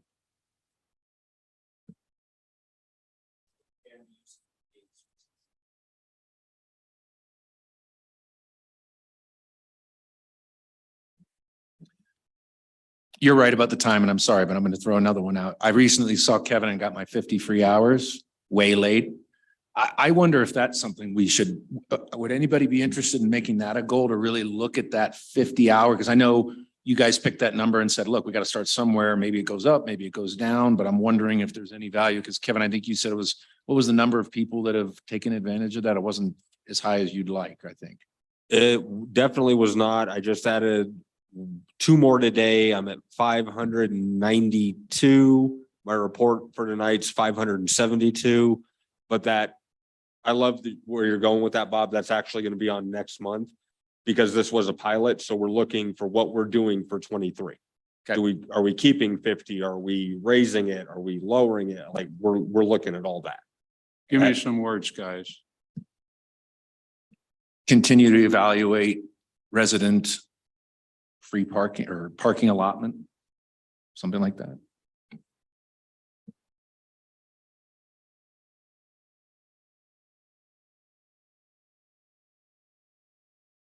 How many you got? 522, did you say? 592 as 92. of close of business today, 572 at the end of last month. Okay.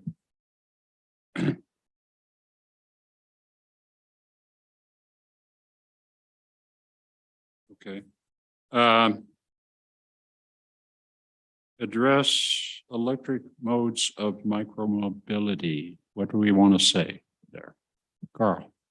Sorry, one thing on the previous item, there is a typo in the middle. There's an extra 2 just before you present one? to council.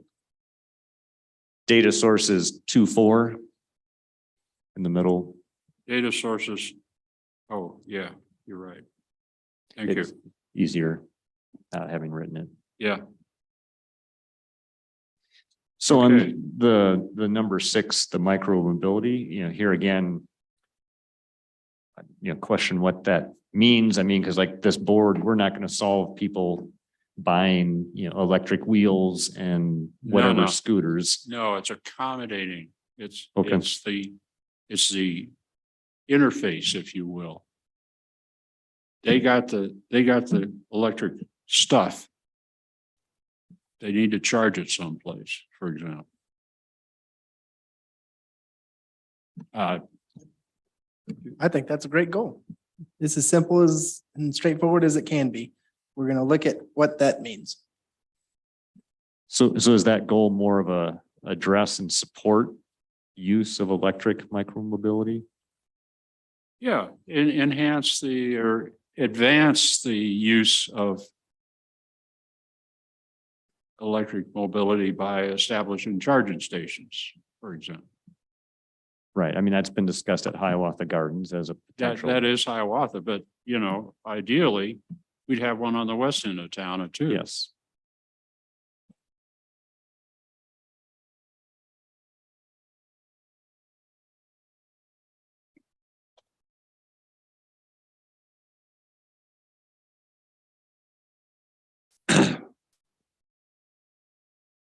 So just, sorry, one more clarification question, if I may. Sure. Does it have to just be electric? And so the It can question, be anything. yes, I guess, Enhance micro mobility, including electric. right. So I guess, Mike, because my thought is, hey, can we make other suggestions for additional bike ride stations like we've already done, right? Working with Kevin. Okay, is it okay just leaving it the way it is? Enhance electric mobility through the use of charging stations? I don't have that up there, but that's sort of the idea. I think you've gotten the intent of the questioning, so I trust you. Okay. Okay, let's go on to budget request, short term. We're going to use,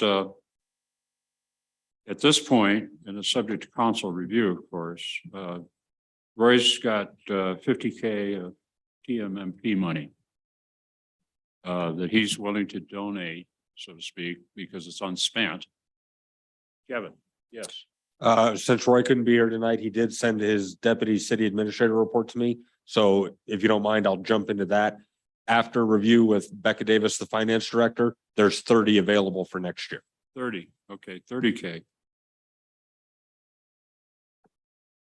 Okay, long-term, establish a yearly parking enterprise fund to address the ongoing MAP yearly goals.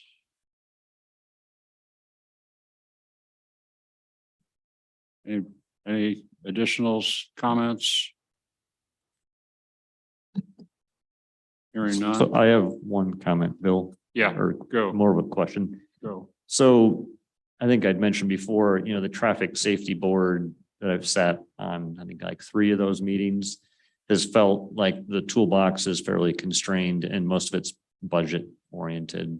So a question, if there was the right enhancement and the MAP board supported it, could we bring that to the board and use this part of this funding to pay for that? I don't see why not, but Because in the way it's, so then that would say we would want to add, traffic safety board as one of our goals or something, support that. okay. Can I make a further suggestion around that now that, the amount has been confirmed and we've got something real to work with?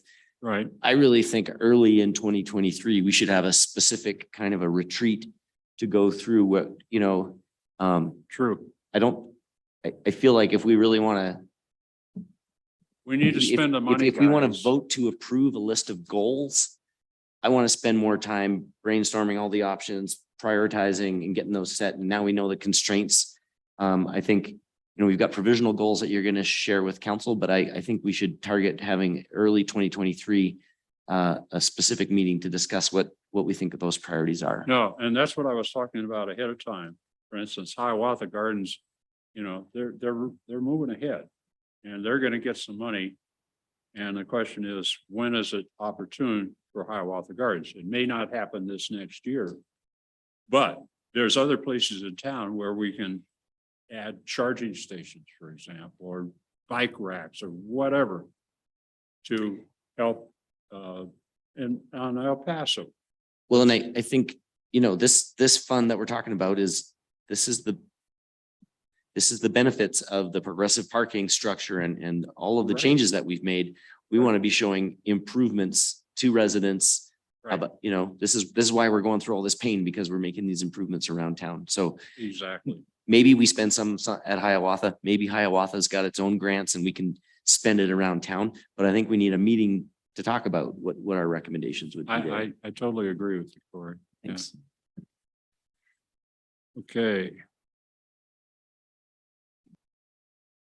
Okay.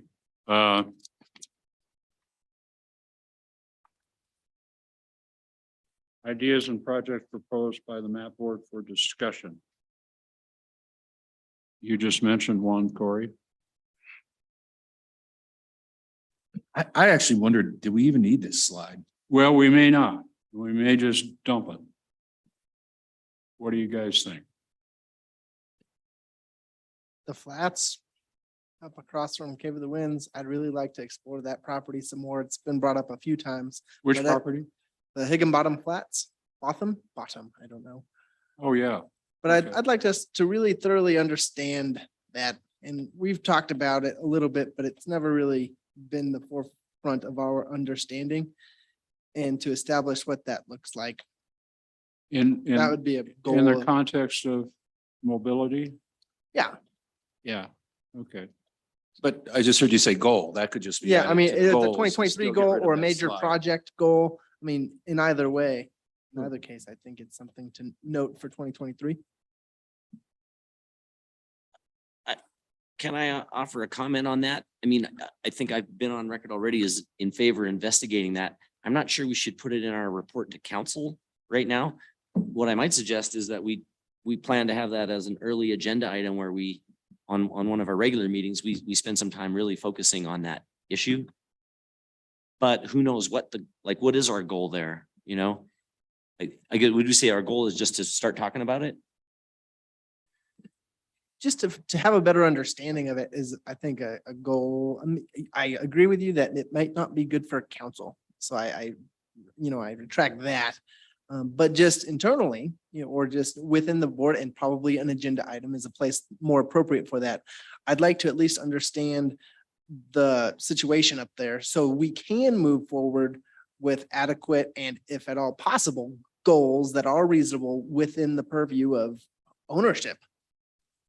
Well, what about just saying initiate conversation on Higginbotham? We're just gonna, something that's on our mind, we're gonna talk about it, we don't have a outcome in mind. I don't know. I'd really prefer to have an agenda item where we could talk about it before we put it as a goal that's being presented to council. Because we might encounter some opposition and we're not really sure what we're asking for yet. I think we need to slow down, get the information, but maybe we don't disseminate it But Yeah. don't we want other to, than in minutes. well, this is the competitive side of me, I guess. I mean, don't we want to show, I'm proud of our group and I'm proud of the work we do. Don't we want to show council that Yeah, we're aggressive? I mean, if we're going to put it on agenda minutes in January or February, then we are in fact following through with that goal. I don't know. I sure. just think it shows a Yeah. breadth of thinking, and I agree with Luca. Okay, well, let's just put it down. That's just me. So the rest of you. I mean, I guess I lean more towards Corey. I think it would be better to have that as agenda item, collect the data. And if we come up with a consensus, we can make a recommendation to council and show That's fine. progress. Now, what about the motel down here that's getting demolished or is demolished? Is that Fun. La Fawn or La Fun or whatever the heck it's called? Lagan. But the city is buying the property? Do we know? There's been this rumor floating around for, I believe months. they've used funds from that, to purchase the property. who the URA is? Correct. I think it's already purchased. Okay, and so that's the missing property. That's the property that we've been hearing rumors about. At least I have. Yes. Okay. I mean, I've heard everything from mixed use to residential to, I would like to be informed on that. I don't know if this fits what we're talking about here, but there's. It's certainly not, gotta let's be a- get back on topic. We got to finish off this presentation for council and get on to the next. You're right, Corey. You're right. I love to talk about it too, but Okay, let's Not right move now. on. Okay, okay, the next one could be a long one. El Paso Boulevard as Mobility Boulevard update. Carl and Luke. And you guys did one heck of a great presentation on. There are a lot of ways that, you can increase micro mobility on any given street. Can you, rather than going through the presentation in detail, can you pick out, since Corey's so hungry? Are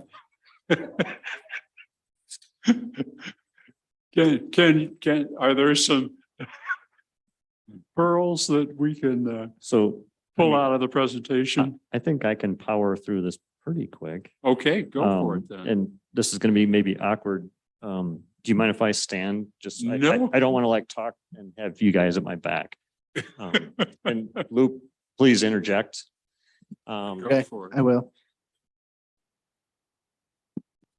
Either, no, I just want to maybe we'll see. So if you don't mind doing the advancing. So this slide we can go over really quick. This is just, I grabbed this from the direction we were given, which is to look at micromobility on El Paso Boulevard, right? So just Right. the why. This slide just talks about existing conditions, right? So just kind of the nuts and bolts, it's 1.9 miles long. There's, minimal sidewalks, no bike lanes. It has gone on a road diet, parallels Manitou Avenue and all the streets that intersect it, right? So, it's fairly lengthy. And as well, there's quite a number of different parks along the way. And then also highlighting the bike ride stations at Shriver and Hiawatha Gardens. All right, so this slide, just to maybe spend a tiny bit more time. So trying to capture some of the concerns, and I don't think that this is totally exhaustive, but just kind of what we captured. So the first, there's been reports from residents of street racers using Beckers to access the Garden of the Gods. Incompatibility of large buses, the Mountain Metro Transit route going along there for the number 3, as well as the shuttle. There's also, I've had multiple folks kind of mention that they view that El Paso Boulevard is a bike route. And so like the perfect example of this is the city of Colorado Springs was putting together their bike map. And, Roy, I think, reached out to them and said, hey, can we be part of that map? And they said, no, because it's not really officially labeled as a bike route. It has no real Well, bike infrastructure. It used to be, and it goes back and forth, and it drives me crazy. Yeah. Oh, and then of course, there's parking now on, so even if you wanted to put a bike lane, there's parking in the middle of what would potentially be a bike lane. So, kind of has a. We've been fighting over this one for years. Yes. And as well, and I have the data on the following slide, but speeding persists even after the road diet, the lanes restriping. The mixed modes in front of the Sunwater Spa, people trying to park, people using the shuttle, people walking, riding their bikes, there's quite of a zone of different activity. The side streets and Washington Avenue is one of the main examples. It's a very steep downhill to the stop sign. People regularly roll through that stop sign, come down at a fairly high rate of speed onto that area of mixed use. And that leads to a lot of conflict. It's hard to turn left off of El Paso Boulevard onto Manitou. And so, like for the bus as well as just general users. And then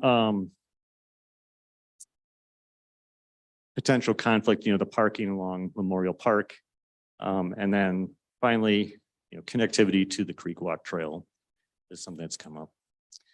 All right, so the next 2 slides, I worked with Dole, and he provided some data from the streetlight. I got it right this time. From streetlight, and just kind of highlighting the different traffic volumes and speed. And, just kind of shows that, there are people that are definitely speeding. There's a lot of volume in the middle of the day here. And so, this is Columbia Road to Beckers. And so it's curious that it appears to be that there's a fair amount of traffic that's probably trying to access Garden of the Gods using that section of Becker's Lane. And then the next slide is Mayfair to Old Man Trail. And so here, this is, basically indicating that there's a high volume of non-neighborhood traffic, as well as, nearly 30% of that traffic speeding excessively, right? Or 15% excessively, 37% over the speed limit. So The definitely speed some limits, issues. what is it, 20? So, so in the road diet section, it's 20. In the other sections, I think it's still 25. Yeah.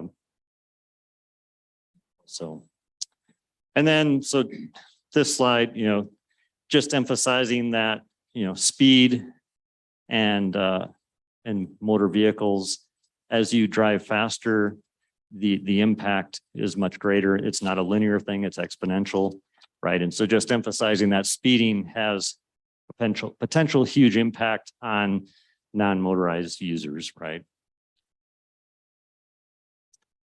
All right, so no surprise in Manitou, we have no shortage of planning documents. And so we have everything from, in 2016, Parks and Rec, emphasizing park, trail, open space connectivity for users, Plan Manitou, the Creek Walk Trail, Transportation and Mobility Master Plan, the 2020 League of American Bicyclists, Bicycle Friendly Community, Manitou got an honorable mention for that. And there's feedback. And then the 2021 Colorado Springs Midland Corridor Traffic Study.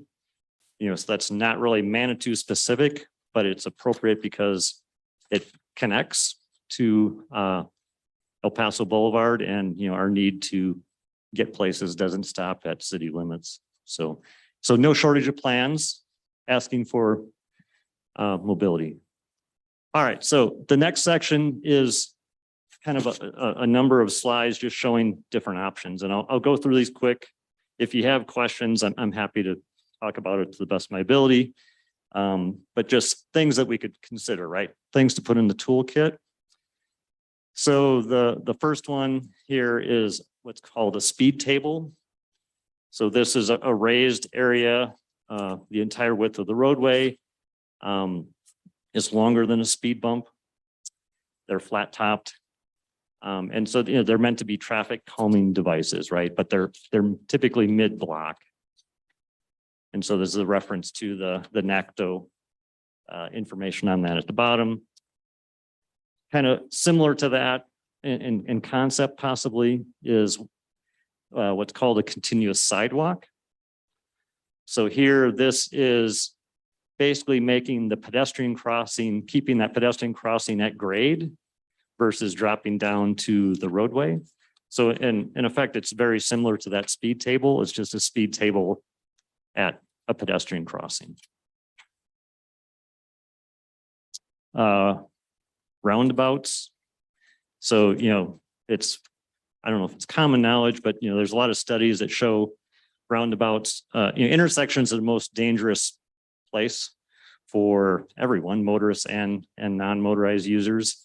And so reducing those perpendicular conflict zones has increases safety. And so the traffic circle, the interaction is at an angle, and so there's increased safety, as well as, it's a great alternative to stop signs, because if it's the middle of the night and there's no other cars around, you just proceed on through. Whereas with the stop sign, right, you actually have to stop, if you want to obey the law, which we all should do, by the way. The next one is kind of a spin off of the other one. This is what's called a neighborhood roundabout. So another traffic calming option for neighborhoods, so a smaller version of the roundabout. And so the way to slow down traffic and increase safety as well. All right, so the next couple of slides, some of these are kind of similar, but and a lot of these examples are coming from Europe. But it's the concept of bicycle streets. So, El Paso has a bicycle boulevard. And so, it's really just trying to flip the natural hierarchy, just using the words here, right? So basically, the pedestrian, the multimodal user is given higher priority than the motor vehicle traffic, but they coexist, right? And so it's just trying to change the priority order. So building on that, there's the concept of bicycle boulevards. So these are, you can see here, so it's basically they're putting some sort of physical structure impediment that allows multimodal users to pass through, bikes, pedestrians, whatever. But it stops motorized traffic from proceeding, right? The motorist has to drive around. They can, as you can see in the pictures, right? They're still parking, still able to use that shared roadway, but they're not able to proceed through here. And so it's great for neighborhoods. It's great for traffic calming and ensuring that you really get local traffic only and not that cut through traffic. So I won't even try and pronounce this. Too bad Hannah's not here. Maybe she could help. It's Truk. So these, you see these in Europe. Maybe this is too much of a stretch for Manitou, but I threw it in here just to expand our minds. So the concept here is you can see there's a center lane for motor vehicles and then kind of the bike or multimodal use on the side. And so what happens is if the motorist comes up on another user, they of course are obviously supposed to go around and give them space. If two motorists approach together, they have the right to move over into the bike lane and pass, and then they go back into that center lane and continue on their way. So great for lower volume use. All right. The next example is the slow streets concept. This has some overlap or similarities to that bicycle boulevard.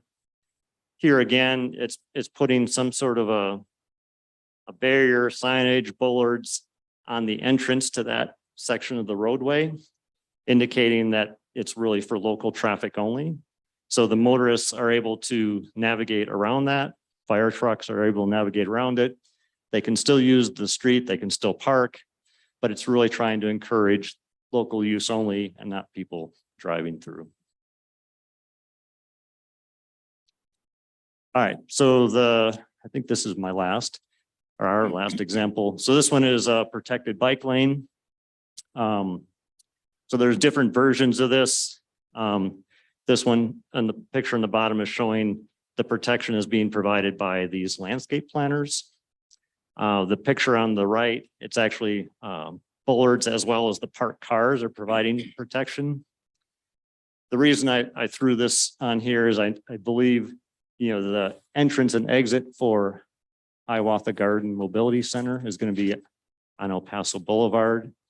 And so if we do recommend that El Paso Boulevard be a mobility corridor, that's going to be a section where users are not going to feel comfortable. And so considering things like a protected bike lane to continue that safe corridor through that section might be something we might want to consider. So whether we have space or not is another question. Oh, the one other example I threw in here is this is from Bogota, Colombia. So the here again, I won't even try and pronounce it, Ciclovia. So this is in Colombia, Bogota, every Sunday from 7 a.m. to 2 p.m., they shut down 75 miles of streets and they just open up to non-motorized use. And so people can go out and walk, ride, roller skate, do whatever they want. And so it's just a way to enjoy that public space with a different use. So something else to consider. All right, so we've gone through different examples. And so just to try and make it more real and concrete, I we have some maps and some potential proposals based on those examples, just for consideration. So I think there's two maps. So this is El Paso Boulevard from, so let me get straight here. Yes. So from here's Memorial Park, 7 Minute Springs, City Hall, over to the Chamber of Commerce. And so, the proposal here is, potentially you could put Bicycle Boulevard type infrastructure in the middle there, such that if you are a motorist, you can drive Manitou Avenue, you can still drive and access all the businesses, all the residents, but you can't drive all the way through. Cyclists, motorists, roller skaters, people walking, of course, can go through. And then obviously you'd have to come from Mayfair the other direction to get back in. Also throwing out the concept of continuous sidewalks. Prime example would be that Washington Avenue, where it intersects with El Paso Boulevard, just as some, physical infrastructure to slow down traffic that's coming down that high-speed roadway. Luke, do you have something you want to interject? Yeah, I'd like to highlight the importance of recognizing that El Paso has multiple sections. And as Carl gets into what recommendations, they're per section, right? And so as we look at different ways to have closed entrances and no through traffic signage and even physical barriers, it's important to note that it's not for the entirety of El Paso, but for certain sections, because we recognize that the section right behind the pool down to the skate park, for example, that might be a high traffic area as people access Garden of the Gods. And that's totally different from Chamber of Commerce up to Hiawatha Gardens, where they're parallels directly to Manitou Avenue, and there shouldn't be any differentiation between those two, right? So as we look at what we're doing, it's section by section. And so it's something to keep in mind as Carl continues on. Cool, thank you. So the other suggestion I threw in here, and this is ignoring budget, of course, is potential suggestion for the roundabout at El Paso Boulevard and Manitou Avenue, right by City Hall. Trying to address that left-hand turn off of El Paso onto Manitou Avenue. And especially like the buses and the shuttles there. So something to consider. All right, so now this is the eastern section. So this is from the city limits. Almost like too close. Where's Becker's Lane? Oh yeah, so this is the section behind the pool, right? So here at Mayfair, I think we threw in the suggestion of like a neighborhood roundabout. We put in a continuous sidewalk on Becker's, where the trail crosses, the Creek Walk Trail crosses Becker's Lane. And then we put a suggestion for a bicycle boulevard infrastructure over by the Academy riding stables, right on the eastern end. And so, the next couple slides, just try and grab a Google Street Map view of the section and the potential suggestion. And it's kind of ironic, right? This is just past the Academy riding stables. Hey, Google Map caught someone riding their bicycle. And so the suggestion would be to place this kind of infrastructure in this kind of location there, right on the edge of town. The next one is the continuous sidewalk. So this is that trail crossing, so the concept here, continuous sidewalk across there. So this is really trying to address the street racers getting into Garden of the Gods, trying to slow down the motorists on Becker's Avenue there as they're entering into that section. The next one's the Mayfair and El Paso. This is right by the Smoke Brush. And so the conception of, hey, potentially considering a neighborhood roundabout. And then this is that central El Paso Boulevard. Really almost behind the Briarhurst. So suggestion of a potential bicycle boulevard type infrastructure to encourage local traffic only. And then, yeah, Washington Avenue, the continuous sidewalk, trying to discourage that high speed traffic coming down Washington Avenue. And the roundabout at Manitou Avenue, El Paso. I guess those are kind of redundant. All right, so just, and maybe I'll pause. So questions on what has been presented so far? Bill? Yeah, I used, when I was running, I was a pretty avid runner.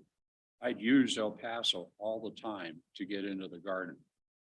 And just go, right down to, go right up the Becker, not Becker's, but the street that goes up to Ballast Rock and do a 10-mile loop all the way back. And one thing I really liked about it was there wasn't a lot of traffic on El Paso, and it was asphalt. It wasn't concrete. And you hear the cost of what concrete sidewalks charge or what they cost. Like the Springs puts them in all over the place. And I'm thinking that, gosh, if we went with just crusher fines or something like that, you can save a ton of money, still get a walkable surface and something you can run on. This is just me talking. It might fall into the realm of economic feasibility to try that in a section, one of these sections. That just an idea, and because I really like riding Beckers.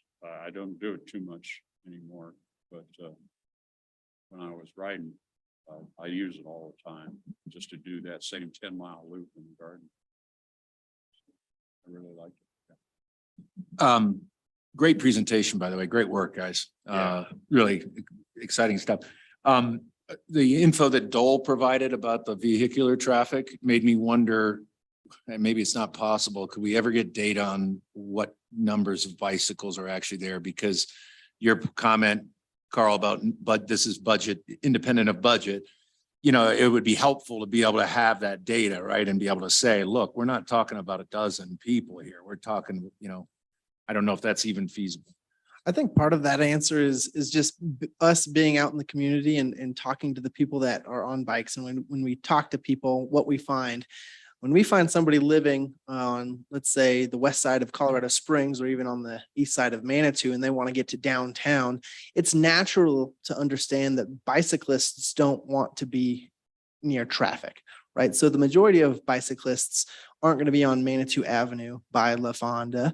They're going to be on El Paso, right? That's initially why we're looking at El Paso being a bicycle boulevard, is because it's natural to understand bikes are going to take the back road, right? And so what we're looking at isn't necessarily what my kind of philosophy and thought behind this isn't necessarily, I had it written down, but it's making sure that it's the reduction of traffic and prioritizing the reduction of traffic over the traffic calming section, right? So it's not necessarily saying, okay, we're going to keep 100 cars back there and make them go slower. It's to say, hey, let's take those 100 cars and reduce it to 50 and implement some of these traffic calming effects, right? Having those platforms. And so, yes, it would be good to have solid numbers to say what number of bicycles, but in the natural understanding of where bicycles are riding, it's going to be on El Paso. That is the safer option as it stands right now. We're just looking to make it even safer than status quo. Well, and I appreciate that, but I'm not sure I'd want to fund something that I don't know. I'd want more hard data is all I'm saying. I mean, that's anecdotal, but I mean, I have no idea and I'm not hearing any numbers from anybody. Are we talking like 2,000 bikes a day? I mean, what are we talking about?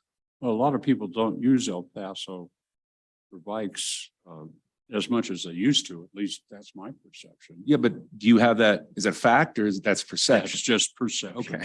Well, Just, it's untested, yeah, but but I don't want to fund that if no, that's. and I totally So- understand, but if you install these traffic calming features and slow the traffic down, you're gonna get more bikes and you're gonna, you try it in a section. Pick a section that makes sense. Try some traffic calming and see what kind of bike reception you might get. So I don't know. maybe, Corey, where do you bike? You bike El Paso?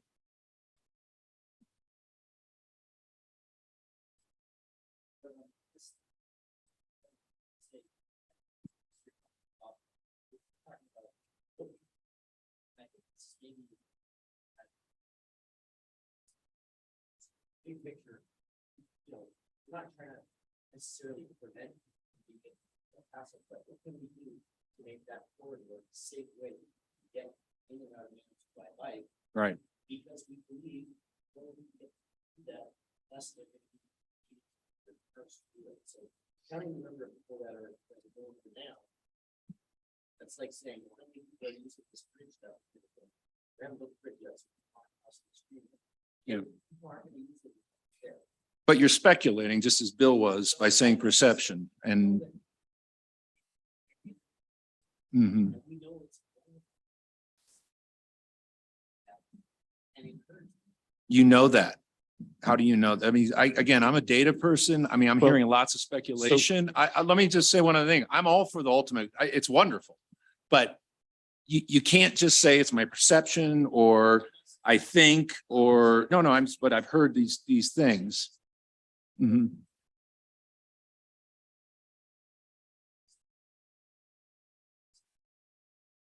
Yeah, I know that. You're repeating yourself. I get all of that. Bottom line is, I don't want to fund something without facts and not speculation.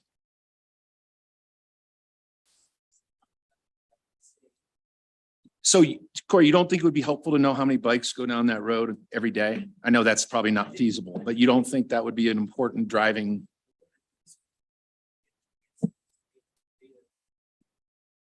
You'd have to have somebody sit there all day long.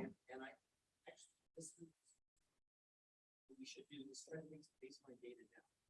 Implement some of these mobility improvements and measure the improvement. Some of these are just to get the pilots. Put in a roundabout is an expensive endeavor. That probably won't help.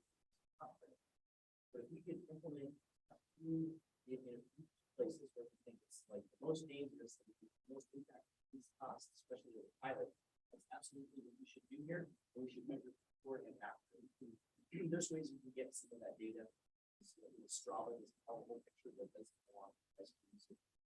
So like we can provide a lot of data. So Great, let's get it. we should get that and use that baseline.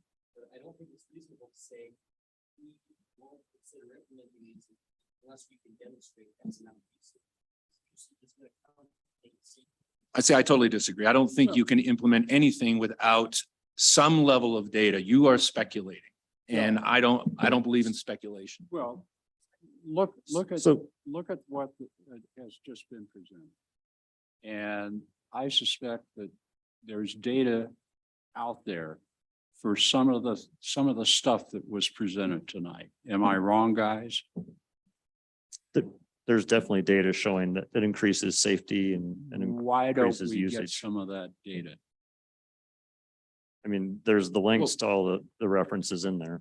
You provided data, I mean, great data about, the speed, Right. how Right. fast cars go, all of that. Right. But again, right. I just But want to I'm know how talking many about- people actually ride a bike on El Paso. I'm talking Yeah. about bicycles. Yeah. Yeah. Okay.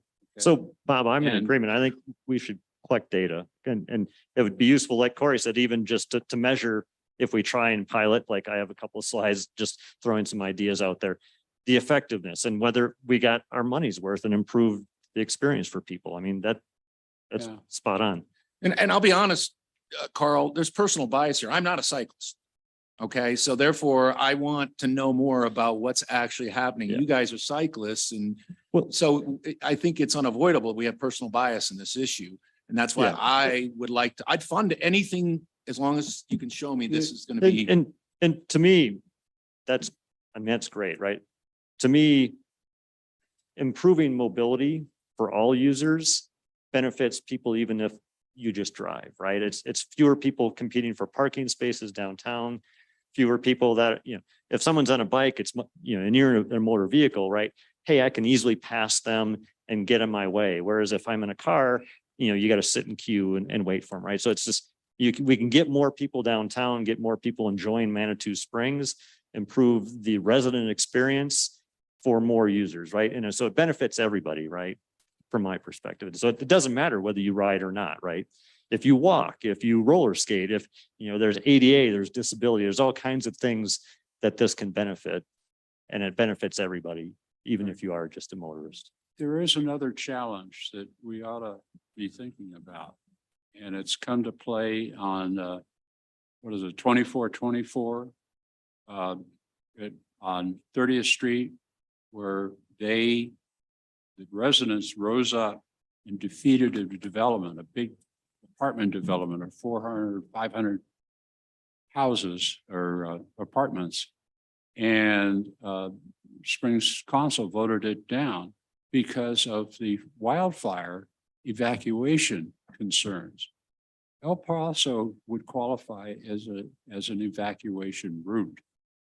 And I'm not trying to make a deal about it. I'm just saying that it's something that we need to be thinking about. Yeah, and to be clear, I mean, there's no recommendation here to close El Paso to motor vehicle traffic in any part No, of this presentation. And I fully understand that. I'm just saying we need to, I think, be sensitive to those kinds of wildfire concerns, because if we get a fire on Red Mountain and it wipes out the south side of town, people, I was here when Waldo Canyon fire and literally, they shut down the town, both ends. The only way you could get in is if you were a resident and you could prove it by showing the cops the driver's license. I think, And so it's just something to be thinking about. yeah, and I mean, to your point, Bill, I think, people in the, Crystal Park gated community have much bigger wildfire evacuation Absolutely. concerns than, No question about it. so I'm not trying to disparage the comment, but just, I think there's other areas that probably require a lot more Right. focus and attention. Right. So maybe, can I just go through that? I think I have like 2 more slides and then Sure. maybe that'll help guide, maybe it'll help guide our conversation. Keep going. All right. Corey's still hungry. Corey's getting hungry by the second. So just wanted to highlight this. This is Ryan and his 2 kids. Ryan rides with his kids to school every day. And they live over by Ridge Road. They they opt in with District 14, but they ride El Paso Boulevard and the Creek Walk Trail every day, right? So just, this isn't about, this is about people, right? People trying to get places, to school, to work, and giving them options, right? And so just wanted to provide this as a concrete example of, at least in my mind, when we're doing this, my goal is to make this safe such that Ryan, when his kids are, 12, feels comfortable letting them the ride to school by themselves and doesn't have to chaperone. I mean, to me, that's the bar that I think we should be trying to strive for. All right, enough of that. So I just we threw down a crawl, walk, run, and just kind of high level, I don't have the hard concrete numbers, to move forward with this, we'd want to get real numbers, but just hey, at the crawl level, if we wanted to pilot something, we could pilot quite cheaply the slow streets or the bicycle boulevard. You could use Jersey barriers. You could just put up bollards, something that's easy to implement, easy to take out, pilot it, to Bob's point, collect data, right? hey, what kind of impact does this have? What's the benefit? And for that matter, like we're suggesting the bicycle boulevard over by the Academy riding stables. I will point out that, right next to it, they were putting in those new townhomes. And that portion of El Paso Boulevard was closed for like 4 months to everything, right? No bikes, no nothing. And the sun still came up the next day, right? The world didn't end, right? And so, just, hey, let's pilot stuff, the reverse angle parking, right? It just, if we try stuff, learn from it, collect data, I think that would be really useful. Then, moving up and the walk, it's continuous sidewalks. I think that's not a huge amount of concrete, and there's different surfaces you could use. And I think that would have some real positive impact. The creek walk crossing in Becker's Lane, Washington Avenue intersection with El Paso. I think, very concentrated expenditure of time and energy and money to have significant benefit. And then the last, pipe dream, years down the road is, more of the permanent bicycle boulevard, on El Paso Boulevard and a traffic circle at El Paso and Manitou Avenue. So just trying to provide, the scale and, something that we could recommend to staff and the council to move forward with. So. What about connecting El Paso on the east end with the Midland Trail? It's already sort of connected. So the West Side Action Project, it connects into the Creek Walk, right? They didn't get the right of way behind the Action excavating storage units. And so you kind of got to do the weird detour onto the street and the sidewalk Well, instead of following Fountain Creek, but The trail is, I think, on the north side of the creek, and it comes into the ballpark, our ballpark at Adams Crossing, yes. at Adams Crossing. Yes, Yeah. sir. And I mean, gee, you just take a zigzag and get on the Midland. And I'm just thinking out loud as a selling point. What about this $30,000 or $50,000 that we're gonna have at our discretion? I mean, 30. well, I heard 50 earlier, but Bob gave us a raise. I mean, It this shrinks with every. maybe meeting. this is a use of these funds, because again, I'm not opposed to this at all. But, I think spending 30,000 to pay somebody to sit out there, because I don't think Strava is going to work, because not everybody has Strava, to get some sort of data, Yeah, might be a valuable use of the funds. well, if you set up something that was strictly a pilot and it was removable. So, Well, And that's collect data. different. but so yeah. one quick, Well, I guess it's the same, yeah. so Kevin, do you know, does Streetlight differentiate between motor vehicles and bicycles in that data set? I'm not as in tune with Streetlight as Dole is. I can definitely have an answer tomorrow. I can email Dole because he's the one that really monitors that. I think, Yeah, and that'd this be is good. speculation, but I mean, it's just tracking people's cell phones. And I think they have some means of identifying your mode. And that would be a much less expensive way to capture data. Corey. I like the suggestion that Bob just made about, thinking about the funding that we've got. And I'm going to backpedal a little bit from, I don't know, I felt like I was going down a road where I was disagreeing with you, Bob, but I think I don't. I mean, I think what we ought to do, Carl's laid out, here, these are the suggestions, crawl, walk, run. Well, I don't know about walk or run, but if we started investing in some pilots, so we agree on what kind of data we can collect and what's a reasonable way to collect data, take some baseline data, invest in some pilot programs and measure. And then we come back and say, okay, now what do we think? We've invested a little bit, we've collected some data, we've seen change in behavior or we haven't. And then we take it from there without saying, for sure, we're going to put in a roundabout, in 10 years or something. But take advantage of the funds that we've got that should benefit mobility and start playing with some pilots and what are the high priority ways that we could make this an improved mobility connection and then see if it works. So- without investing a bunch of hard costs. So one process like question.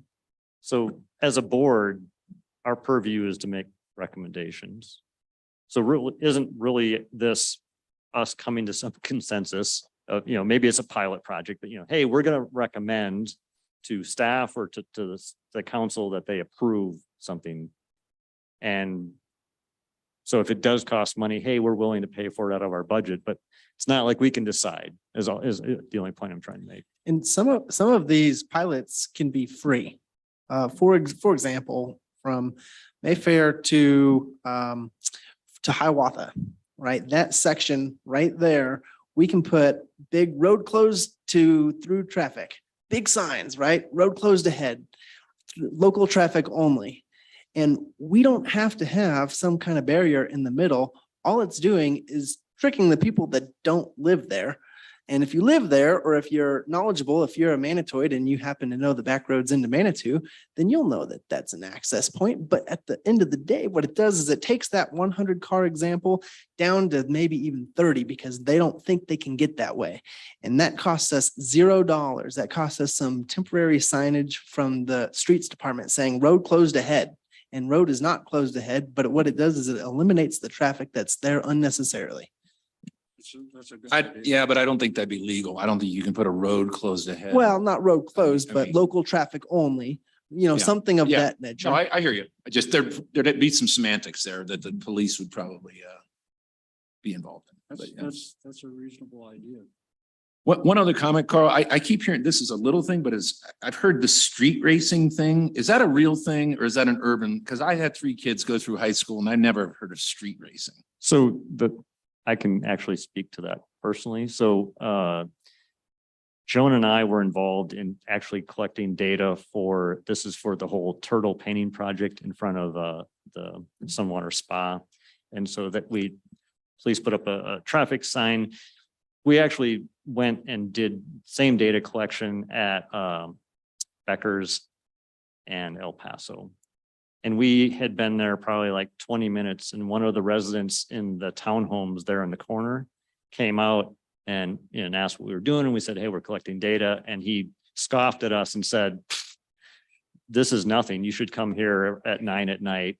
And there's, all these people that are street racing and coming down here, going into the garden. And so I would just caution, maybe, I'm not sure you want to put that in a presentation because that sounds like hearsay. It may be true, but that's, I wouldn't question don't- that. I wouldn't question I that live resident. but- close to that and I've but- never heard of street racing. Yeah, I mean, and also I think, you can hear the motorcycles and all that at night in the summer, right? Revving all over town. So, but it is more hearsay. At 10. That's correct. 9 in the winter. Okay, guys, it's a little after 9. I think that if you can summarize your stuff in about 5 minutes, Kevin, is that possible? I sure can. I'm doing all the reports tonight, so. Okay. Go All for it. right, so here is the staff report. And like I mentioned earlier, we had 300 or 572 license plates added to the residential hourly program. We've only issued an additional downtown employee permit since the last meeting. And then staff is pleased to announce that we have added a parking logic sign to the Schmishny lot, which is displaying the spaces to eastbound traffic coming off Highway 24 and Serpentine. And also, we are pleased that we had a smooth rate change that took place on October 1st. We're always leery about that because it's an over-the-air update now. So until I see everything go through properly, I'm staring at a computer for about 3 hours. Those are the big things from my department. And then Before you move on, can I ask a question? Are you going on to the next department? I was gonna go into the revenue and transaction. Oh, okay. I thought you were moving. I thought you said you were handling other departments. I'm sorry. Nope. So year to date, we are at 1.9, about 6 in parking revenue. That does include the metro lots. A lot of it is that progressive parking. We're not seeing the 85 to 92% occupancy that we were hoping for. That's part of why we have that weekend increase, but we are seeing turnover. There are more transactions. The smarking data, which is monitoring our on-street, is showing 2 to 3 hours and that space is turning. That's just telling me that we have enough incoming traffic still that as soon as that space is open, it's getting filled back up. Same with the lots. We're seeing that from the Parking Logics information. As soon as we're getting an open spot, it's getting filled. Are you getting more people in lots? Definitely. We're seeing a lot more of the extended parkers in the lots versus the on-street, especially the Metro, because Metro did not follow the progressive parking rates. They are on their own rate structure now. How's that? How's that working? I tell you, these Metro guys are. They are $2 an hour or $15 all day. I asked for an update from Rolf. I still don't get why we have this. Nobody's made me feel comfortable with why we have two separate deals in this city. I just find it insane. So It's a very old, agree. the Metro was established long ago. I At know the end of that. the day, that's I know why. that. Why doesn't city, is any, I'm the only one that does, I know I'm not, thinks this is insane that we have this. It's a little insane and it can get very, very What- adversarial. Particularly when they refuse to contribute to repairing the bridge, if I recall correctly. what do your Wednesdays look like, Bob? What's that? What do your Wednesdays look like? I'm available, can be. I'll send you the link to their next meeting. Maybe you can just attend as a visitor and maybe you'll get a better understanding of what. they're doing. I might not be able to Don't- keep my mouth Don't shut. You guys scare know him, me. Bill. Pardon? Don't scare him. And the Metro also provides restrooms downtown Manitou. So that's, while they might not contribute to that bridge, they do provide the restrooms right downtown Manitou. I think everybody on this board should go to a Metro meeting. They're public meetings. They're usually over in the VAC or the MAC and up on the second floor. I'll take it. And Are just they a show regularly up. scheduled meeting? Are they regularly scheduled? They're supposed to be. They're More scheduled. often than not, they don't have a quorum. I mean, I'd be interested in attending. I don't know, I can Well, attend. Rolf will have, just call Rolf. Get a hold of Well, Rolf. can, He's on the Metro board. Yeah, Kevin, no, do I you know. mind sharing the information behind that to everyone? Just to, Yeah, I'll send all that out to the board. Would you do that? I'm part of that every month. I do the same thing for them that I do for you guys. Yeah. So, yeah, I've got all that information. Yeah, well, I won't go into it. Okay, any other reports, Kevin? Yes, I've got the deputy city administrator and public works report. So let me find where I wrote. Should I ask my questions now or on Sure, parking? Bob, or- what do you got? First of all, do we have any idea what the maximum number of cars could get the 50 hours? Is there any, like, has there been any estimate, like 5,000 residents times 2 cars? You know what I mean? Like, I'm just curious. I'd love to know the percentage. 579 out of what? you'd have to do it by household. It's, in the US, it's 1.8, average of 1.8 vehicles per household. So okay. So 10,000 rounding up Well, people would be eligible. for that's that. 5,000 people, but That there's- includes that's- non-driver. Is it 50 well, hours that's not households, That's not right? households. Yeah. per vehicle or per person, per household? It's per It's- household. Yeah, so Yeah, that's I'm easy. thinking wrong. So you could estimate that, right? Just curious. That would be helpful. The employee lot by Uncle Sam's, I never see a car in there. What is the status with that? So it was set up as an additional downtown employee area to park. We weren't getting any use, so Roy and I decided either a permit or some paid parking. So it is the cheaper rate all through the text, still nothing. That lot, along with the pool on Saturday, have been set up with Honk. The reservations we piloted in Hiawatha this summer. 7-Eleven sold out. That link has been out for a day. That lot is sold out. The pool, last I checked, right before I shut down for the day, Out of the 40 spaces, the pool is going to let us use for that because they need to have some pool staff parking and park user parking. We've had 15 in a day. They are going to do on-demand reservations at the pool. So somebody that comes into town, didn't hear about it, doesn't know what's going on with the coffin races, but wants to check it out. Right there in the parking lot, they can set up their reservation and move on. Perfect.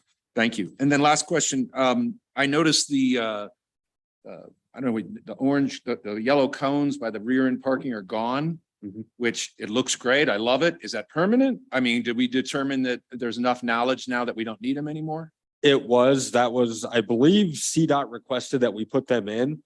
And then when they first went in, I think they were every 5 feet. I mean, there were a lot of them. Yeah. If you caught the angle just right, it looked like a solid brick wall. So we started slowly eliminating them, and then I want to say the average tickets we write there in a week now is 5 for people that park incorrectly. So the streets department removed the rest of them. Cool. Thank you. Yep. So moving on to the deputy city administrator and public works reports. Canyon Avenue was recently restriped and paved. Lovers Lane is being repaired by CSU out back behind us. That should be wrapping up, should have wrapped up today.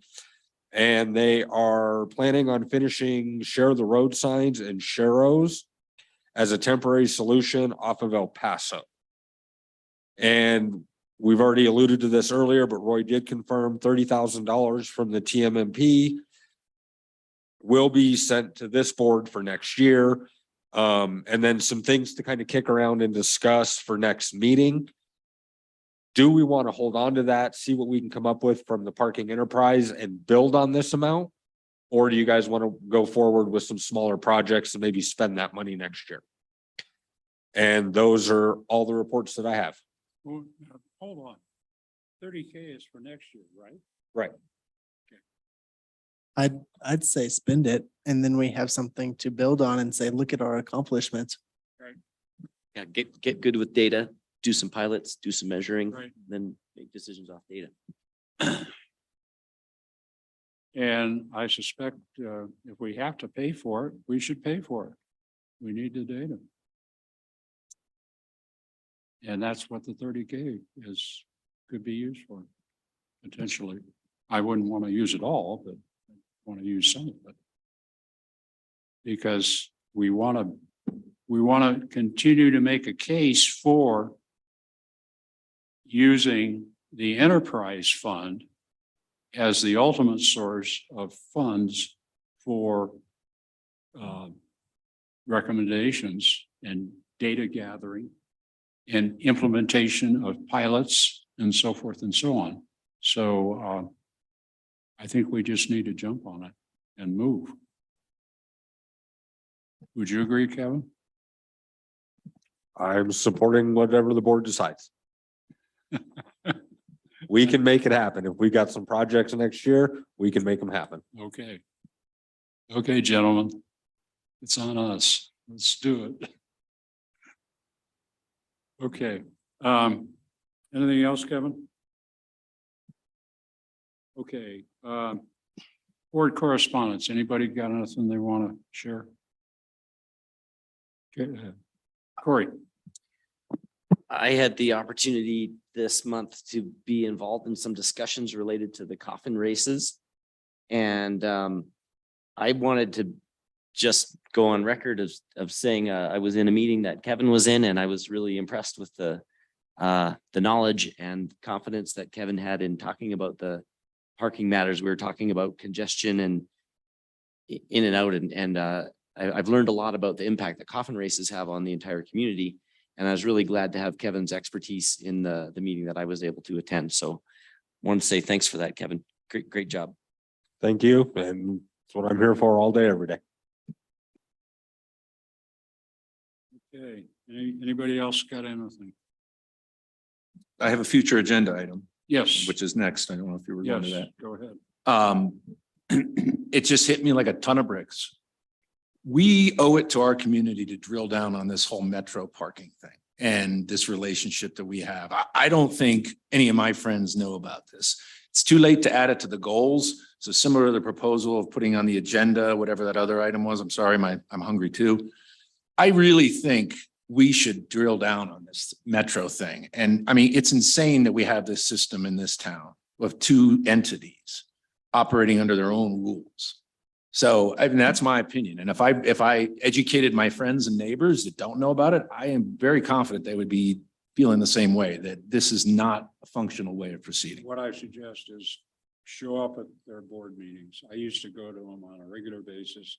I duke it out with them every time about the Wichita lot that they were gonna turn into a 3-story parking lot.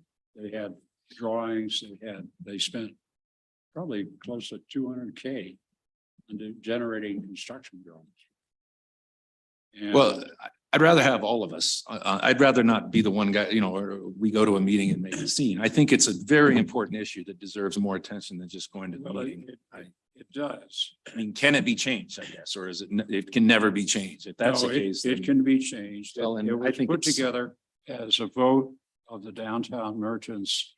Dan Stewart headed that up, and it was done in about 1979 or something like that. I forget the exact year. Because there was no way to provide funds out of city general funds for parking. A parking lot. And so they demolished the Wichita Motel, put in the Wichita lot, which is their primary source of funding. And well, we all know where the Wichita is, so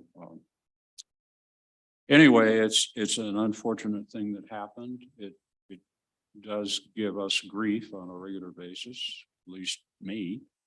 And but I think we all should at least be informed as to how they operate. I think they're better than they were before.